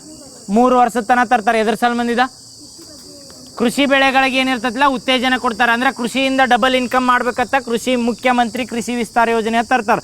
ನೆಕ್ಸ್ಟ್ ಮಿಲ್ಲೆಟ್ ಹಬ್ಬ ತರ್ತಾರೆ. ಇದೆ ಅದಕ್ಕೆ ಮಿಲ್ಲೆಟ್ ಹಬ್ಬ. ಸಿರಿಧಾನ್ಯ ಮತ್ತು ಇನ್ನೊಂದು ಹೇಳಿದ್ ಬರೀ ಸಿರಿಧಾನ್ಯ. ಮಿಲ್ಲೆಟ್ ಅಂದ್ರೆ ಸಿರಿಧಾನ್ಯ ಅದನ್ನೊಂದು ಹಾಕಿರ. ಮತ್ತು ಸಾವಯವ ಕೃಷಿ ಉತ್ಪನ್ನಗಳೇನಿರ್ತಲ್ಲ ಅವನ್ನೆಲ್ಲ ಮಿಲ್ಲೆಟ್ ಹಬ್ಬನಾಗ ಕೊಡ್ತಾರೆ. ನೆಕ್ಸ್ಟ್ ಮತ್ತು ಇನ್ನೊಂದು ಮಿಲ್ಲೆಟ್ ಹಬ್ಬ ವಸುಧಾಮೃತ ಯೋಜನೆ ತರ್ತಾರೆ. ವಸುಧಾಮೃತ ಕಾರ್ಯಕ್ರಮ ಇದು ಬಜೆಟ್ನಾಗ ಬಂದೈತಿ. ಅದಕ್ಕೆ ಇದು ವಸುಧಾಮೃತ. ಜೀವಾಮೃತ ಇದ್ದಂಗೆ ವಸುಧಾಮೃತ ಅಂತ ಹೇಳಿದ್ನಿ. ವಸುಧಾಮೃತದಾಗ ಏನು ಮಾಡ್ತಾರೆ? ಎಸ್, ಪರಿಸರ ಮತ್ತು ಸುಸ್ಥಿರ ಅಭಿವೃದ್ಧಿ ಗೊಬ್ಬರಗಳನ್ನು ಜನರೇಟ್ ಮಾಡ್ತಾರೆ. ಜೀವಾಮೃತ ಅಂತ ಕರಿತೀವಿ, ನೆನಪೈತಿ? ಅದು ಇದನ್ನ ಬೇವಿನ ತಪ್ಪಲ ಅವ ಹಾಕಿ ಜೀವಾಮೃತ ಯೂಸ್ ಮಾಡ್ತೀವಲ್ಲ, ಹಂಗೆ ವಸುಧಾಮೃತ ಯೋಜನೆ ತಂದಾರೆ. ಯಾಕಂದ್ರೆ ಕೃಷಿಗೆ ಸಾವಯವ ಗೊಬ್ಬರನ್ನ ಜನರೇಟ್ ಮಾಡಿರ್ತಾರೆ. ಅದಕ್ಕೆ ವಸುಧಾಮೃತ ಕಾರ್ಯಕ್ರಮ ಅಂತ ಕರಿತೀವಿ. ಸಸ್ಯ ಸಂಜೀವಿನಿ ಅದಕ್ಕೆ ತಂದಾರ. ಕೀಟ ಬಾಧೆಗಳನ್ನು ಅಥವಾ ಸಸ್ಯಗಳಿಗೆ ಕೀಟದಿಂದ ಬಾಧೆಗಳಾಗಿರ್ತೈತಲ್ಲ ಅದಕ್ಕೆ ಸಸ್ಯ ಸಂಜೀವಿನಿ ಅಂತ ತರ್ತಾರೆ. ಹಂಗೆ ಹೇಳಿದ್ ನೋಡು, ಕ್ರಾಪ್ ಸ್ಪೈ ಅಂತ ಹೇಳಿದ್ವಿ, ನೆನಪೈತಿ? ಕ್ರಾಪ್ ಸ್ಪೈ ಅದಕ್ಕೆ ಬರ್ತೈತಿ. ಎಸ್, 15 ದಿನದ ತನಕ ಮಾನಿಟರ್ ಮಾಡ್ತೈತಿ. ಯಾವ ಗಿಡಕ್ಕೆ ಯಾವ ರೋಗ ಬರ್ತೈತಿ, ಏನಾಗಿಲ್ಲ ಅಂತ ರೋಗ ಮಾಡೋಕೆ ಅದಕ್ಕೆ ಕ್ರಾಪ್ ಸ್ಪೈ ಅಂತ ಮಾಡ್ತಾರೆ. ಅದು ಆ್ಯಪ್ ಹೆಂಗೆ ತಂದಾರಲ್ಲ ಸೇಮ್ ಹಂಗೆ ಇದು. ಯಾವುದಂದ್ರೆ ಯಾವ್ದು ಹೇಳಿ? ಸಸ್ಯ ಸಂಜೀವಿನಿ ಯೋಜನೆ ಅಂತ ನೆನಪಿಟ್ಕೋ. ನೆಕ್ಸ್ಟ್ ಹೈಟೆಕ್ ಹಾರ್ವೆಸ್ಟರ್ ಹಬ್ಬ ಹೇಳಿದ್ರಲ್ಲ, ಹೈಟೆಕ್ ಹಾರ್ವೆಸ್ಟರ್. ಫಲಧಾರೆ ಯೋಜನೆ ಅಂತ ತರ್ತಾರೆ. ಎಷ್ಟು ಗ್ರಾಮ ಪಂಚಾಯತಿ? 1000 ಗ್ರಾಮ ಪಂಚಾಯತಿ ಒಳಗೆ ಎದಕ್ಕೆ ಫಲಧಾರೆ ಹೆಸರಿನಾಗ ಐತಿ? ಫಲಧಾರೆ ಅಂದ್ರೆ ಎದಕ್ಕೈತಿ ಫಲಧಾರೆ ಯೋಜನೆ? ಎದಕ್ಕೆ ಫಲಧಾರೆ ಯೋಜನೆ? ಎದಕ್ಕೆ? ಕರ ಕೊಡುದ ಕರೆಕ್ಟ್. ಸಸ್ಯ ಇದನ್ನ ಏನಂತಾರ, ಪ್ರಾಣಿಗಳೇನಿರ್ತಾವಲ್ರಿ ಪ್ರಾಣಿಗಳದ ಸಂತಾನೋತ್ಪತ್ತಿನ ಉತ್ತೇಜನ ಕೊಡೋ ಸಂಬಂಧ ಫಲಧಾರೆ ಅಂತ ತರ್ತಾರೆ. ನೆನಪಿಟ್ಕೊಳ್ರಿ. ಫಲಧಾರೆ ಎದಕ್ಕೆ ತಂದಾರ ಗೊತ್ತಾತಲ್ಲ? ಫಲಧಾರೆ ಇದು ಬಜೆಟ್ನಾಗ ಮೆನ್ಷನ್ ಮಾಡ್ಯಾರ. ಇನ್ನೊಂದು ಕಾಯ್ದೆ ನೆನಪು ಇತ್ತೀಚೆಗೆ ನ್ಯೂಸ್ನಾಗ ಐತೆ ನೋಡ್ರಿ. ಈಗ ರಾಘವ್ ಚಡ್ಡಾ ಇದನ್ನ BJP ಸೇರ್ಕೊಂಡಾರಲ್ಲ, ಯಾವುದೊಂದು ಕಾಯ್ದೆ ಬರ್ತೈತಿ? ಪಕ್ಷಾಂತರ ನಿಷೇಧ ಕಾಯ್ದೆ. 10ನೇ ಅನುಸೂಚಿಯೊಳಗೆ ಪಕ್ಷಾಂತರ ನಿಷೇಧ ಕಾಯ್ದೆನ ಯಾವಾಗ ಆ್ಯಡ್ ಮಾಡ್ತಾರೆ? 1985ರಾಗ. ಎಷ್ಟನೇ ಅಮೆಂಡ್ಮೆಂಟ್ ಪ್ರಕಾರ? 1985 52ನೇ ಅಮೆಂಡ್ಮೆಂಟ್. ಏನು ಹೇಳ್ತಿರ್ತೈತಿ? 1985 52ನೇ ಅಮೆಂಡ್ಮೆಂಟ. ಹಾಂ, ಪಕ್ಷಾಂತರ ನಿಷೇಧ ಕಾಯ್ದೆ ಅಂತ ಯಾವಾಗ ಅಪ್ಲೈ ಆಕತಿ? ಒಂದು ಪಕ್ಷದಿಂದ ಬಿಟ್ಟು ಇನ್ನೊಂದು ಪಕ್ಷ. 52ನೇದು ಅಮೆಂಡ್ಮೆಂಟು ಅದಕ್ಕೆ ಸಂಬಂಧಿಸೈತೆ. 91ನೇದು ಐತೆ. ಪೂರ್ತಿ ನೆನಪಿಟ್ಕೋರೆ. ಪಕ್ಷಾಂತರ ಮೇಲೆ ಡೆಪ್ತ್ ಕೇಳಿ ಹಂಗೆ ಕೇಳಿ ನೆನಪಿಟ್ಕೊಂಡ್ಬಿಡ್ಬೇಕು. ಇದು ಸಂವಿಧಾನದಾಗ ಐತಿ. ಎಷ್ಟನೇ ಅಮೆಂಡ್ಮೆಂಟ್ ಪ್ರಕಾರ ಆ್ಯಡ್ ಮಾಡ್ತಾರಂದ್ರೆ 52ನೇ ಅಮೆಂಡ್ಮೆಂಟ್ ಪ್ರಕಾರ. ಯಾವ ಇಯರ್ದಾಗ? 85ರಾಗ. ಎಷ್ಟನೇ ಅನುಸೂಚಿ ಒಳಗೆ? 10ನೇ ಅನುಸೂಚಿ. ಪಕ್ಷಾಂತರ ಅಂದರೆ ಏನಂದ್ರೆ ಒಂದು ಪಕ್ಷದಿಂದ ಆರಿಸಿ ಬರ್ತೀವಿ ನಾವು. ಆ ಪಕ್ಷದಿಂದ ಎಲ್ಲ ಇನ್ವೆಸ್ಟ್ಮೆಂಟ್ ಮಾಡಿರ್ತೀವಿ. ಅವ್ನು ಪಕ್ಷದಿಂದ ಹೋದ್ಮೇಲೆ ಬೇರೆ ಪಕ್ಷ ಸೇರ್ಕೊಂಡ್ರೆ ಏನು ಮಾಡ್ತಾರಂದ್ರೆ ಇವು ಇಂದ ಸದಸ್ಯತ್ವ ಏನಿರ್ತೈತಲ್ಲ ಆ ಸದಸ್ಯತ್ವ ಇಲ್ಲತ್ತೆ ಎಲಿಮಿನೇಟ್ ಮಾಡೋದು ಯಾವುದಂದ್ರೆ ಪಕ್ಷಾಂತರ ನಿಷೇಧ ಕಾಯ್ದೆ. ಅದನ್ನು ಪ್ರಿಸ್ಕ್ರೈಬ್ಡ್ ಯಾರು ಮಾಡ್ತಾರೆ ಅಥವಾ ಅದನ್ನ ಯಾರು ಡಿಸೈಡ್ ಮಾಡ್ತಾರೆ? ಸಭಾಪತಿ. ಯಾವ್ದ್ರ? ಈಗ ರಾಜ್ಯಸಭೆ ಬಂದ್ರೆ ರಾಜ್ಯಸಭೆ ಸಭಾಪತಿ ಡಿಕ್ಲೇರ್ ಮಾಡ್ತಾರೆ. ಲೋಕಸಭೆದಾಗ ಬಂದ್ರೆ ಲೋಕಸಭೆ ಸಭಾಪತಿ, ಸ್ಪೀಕರ್ ಸಭಾಪತಿ ಎರಡು ಅವರ ಡಿಕ್ಲೇರ್ ಮಾಡ್ತಿರ್ತಾರೆ. ನೆನಪಿರ್ತೈತಿ ಪಕ್ಷಾಂತರ ನಿಷೇಧ ಅಂತೇಳಿ. ಇದು ಜುಡಿಷಿಯಲ್ ರಿವ್ಯೂ ಇರ್ತೈತೆ ಇಲ್ಲೋ? ಜುಡಿಷಿಯಲ್ ರಿವ್ಯೂ ಕೇಳತ್ತೀನಿ. ಇದಕ್ಕೆ ಜುಡಿಷಿಯಲ್ ರಿವ್ಯೂ ಇರ್ತೈತಿ. ಈಗ 91 52 ಅಮೆಂಡ್ಮೆಂಟ್ ಎರಡು ಕನ್ಫ್ಯೂಸ್ ಆಗಬಾರ್ದು. 52ನೇ ಅಮೆಂಡ್ಮೆಂಟ್ದಾಗ ಏನು ಹೇಳ್ತಿರ್ತಾರೆ ಅಂದ್ರೆ ಒಂದು ಪಕ್ಷದಿಂದ ಆಯ್ಕೆಯಾಗಿ 6 ತಿಂಗಳೊಳಗೆ ಬೇರೆ ಪಕ್ಷ ಸೇರ್ಕೊಂಡ್ರತ್ತೇಳಿ ಅವಾಗ ಪಕ್ಷಾಂತರ ಕಾಯ್ದೆನ ಅಪ್ಲೈ ಆಕಿತ್ತು. ಈಗ ಅಕಸ್ಮಾತ್ ಆ ಪಕ್ಷನ ಎಲ್ಲರ ಸರಿ ಇರ್ಲಿಕ್ಕೆ ನಾವು ಸೇರ್ಕೊಂಡಿದ್ದ ಅದಕ್ಕೆ ಹಾರಿಸಿ ಬಂದ್ವಿ ಅದ ಪಕ್ಷದಿಂದ. ಬಟ್ ನಮಗೆ ಈಗ ಭಾಳ ಜನಕ್ಕೆ ಪಕ್ಷಾಂತರ ನಿಷೇಧ ಆಗಿ ಹೋಗಬೇಕಿರ್ತೈತಿ. ಅವಾಗ ಫಸ್ಟ್ ಎಷ್ಟು ಅಲೌ ಮಾಡ್ರಿ ಅಂದ್ರೆ 1/3 ಸ್ಪ್ಲಿಟ್ ಅಂತ ಕರೀತಾರೆ. 1/3 ಎಲ್ಲರ ಸ್ಪ್ಲಿಟ್ ಆದ್ರೆ ಅಂದ್ರೆ ಒಂದು ಪಕ್ಷದಿಂದ ಈಗ ಆಮ್ ಆದ್ಮಿ ಪಕ್ಷದಿಂದ 1 ಮೆಂಬರ್ 3 ಜನ ಇರ್ತಾರೆ, ಅದ್ರಾಗ ಒಬ್ಬ ಮೆಂಬರ್ ಎಲ್ಲರ ಸಪ್ರೇಟ್ ಆದತ್ತೇಳಿ ಸ್ಪ್ಲಿಟ್ ಅಂತ ಕರೀತಾರ.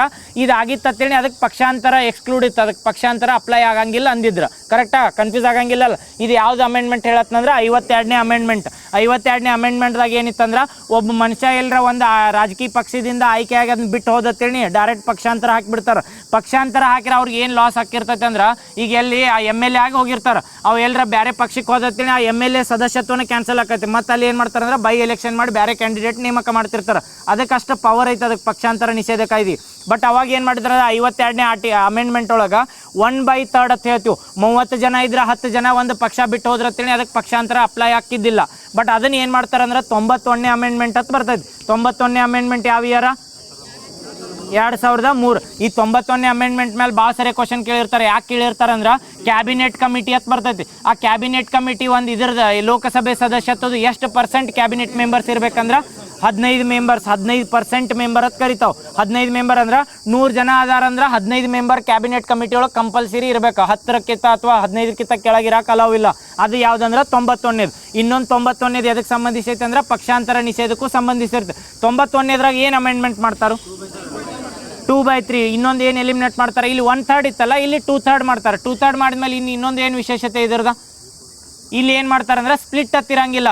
ಈಗ ಏನು ಮಾಡ್ಬೋದು ಅಂದ್ರೆ 2/3 ಮೆಂಬರ್ 2/3 ಮೆಂಬರ್ಸ್ ಅಂದ್ರೆ 30 ಜನದಾಗ 20 ಮೆಂಬರ್ಗಳು ಎಲ್ಲರ ಸ್ಪ್ಲಿಟ್ ಆಗಿ ಒಂದು ಹೊಸ ಪಕ್ಷ ಕಟ್ಟಿರ್ತೀನಿ, ಅದಕ್ಕೂ ಪಕ್ಷಾಂತರ ಅಪ್ಲೈ ಆಕತಿ. ಬಟ್ ಇಲ್ಲಿ ಏನು ಮಾಡ್ಬೇಕಂದ್ರೆ ಮರ್ಜ್ ಮಾಡಬೇಕು. 2/3 ಮೆಂಬರ್ಸ್ ಮರ್ಜ್ ಆಗ್ಬೇಕು. ಅದಕ್ಕೆ ಈಗ ಯಾರಂದ್ರೆ ರಾಘವ್ ಚಡ್ಡಾದು ಏನಾಗ್ಯಾರಲ್ಲ BJP ಜೋಡ ಮರ್ಜ್ ಆದ್ರೆ ಅವ್ರಿಗೆ ಆಪ್ಷನ್ ಇತ್ತು, ಎಲ್ಲ 2/3 ಮೆಂಬರ್ಗಳು ಹೋಗಿ ಒಂದು ಪಕ್ಷ ಅಥವಾ ಸ್ಪ್ಲಿಟ್ ಹತ್ತೈತ್ಲ, ಆ ಸ್ಪ್ಲಿಟ್ ಕಾನ್ಸೆಪ್ಟ್ನ ಕ್ಯಾನ್ಸಲ್ ಮಾಡ್ಯಾರ. ಸ್ಪ್ಲಿಟ್ ಅಂದ್ರೆ ಗೊತ್ತಾಗತ್ತಲ್ಲ, ಡಿವೈಡ್ ಆಗಿ ಬೇರೆ ಅವರ ಸ್ವತಂತ್ರವಾಗಿ ನಿಂದ್ರು, ಸ್ವತಂತ್ರವಾಗಿ ಎತ್ತಿಲ್ಲ ಮರ್ಜ್. ಒಡೆದೋಗುದು ಒಡೆದೋಗು ನೆನಪಿರ್ತೈತಲ್ಲ. 52ನೇ ಅಮೆಂಡ್ಮೆಂಟ್ ಯಾವ ಇಯರ? 1985. ಯಾವ ಅನುಸೂಚಿ ಒಳಗೆ ಸೇರಿಸ್ತಾರ? 10ನೇ ಅನುಸೂಚಿ ಒಳಗೆ. ಇದ್ರೊಳಗೆ ಎಷ್ಟು ಮೆಂಬರ್ಗಳು ಸ್ಪ್ಲಿಟ್ ಆದರೆ ಇತ್ತು?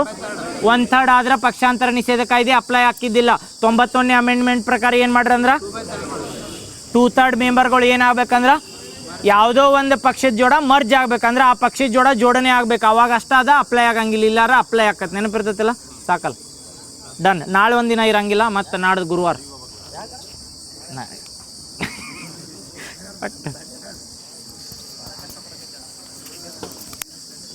ನಾಳೆ ಒಂದಿನ ಇಲ್ಲಂದ್ರೆ ಯಾಕಣ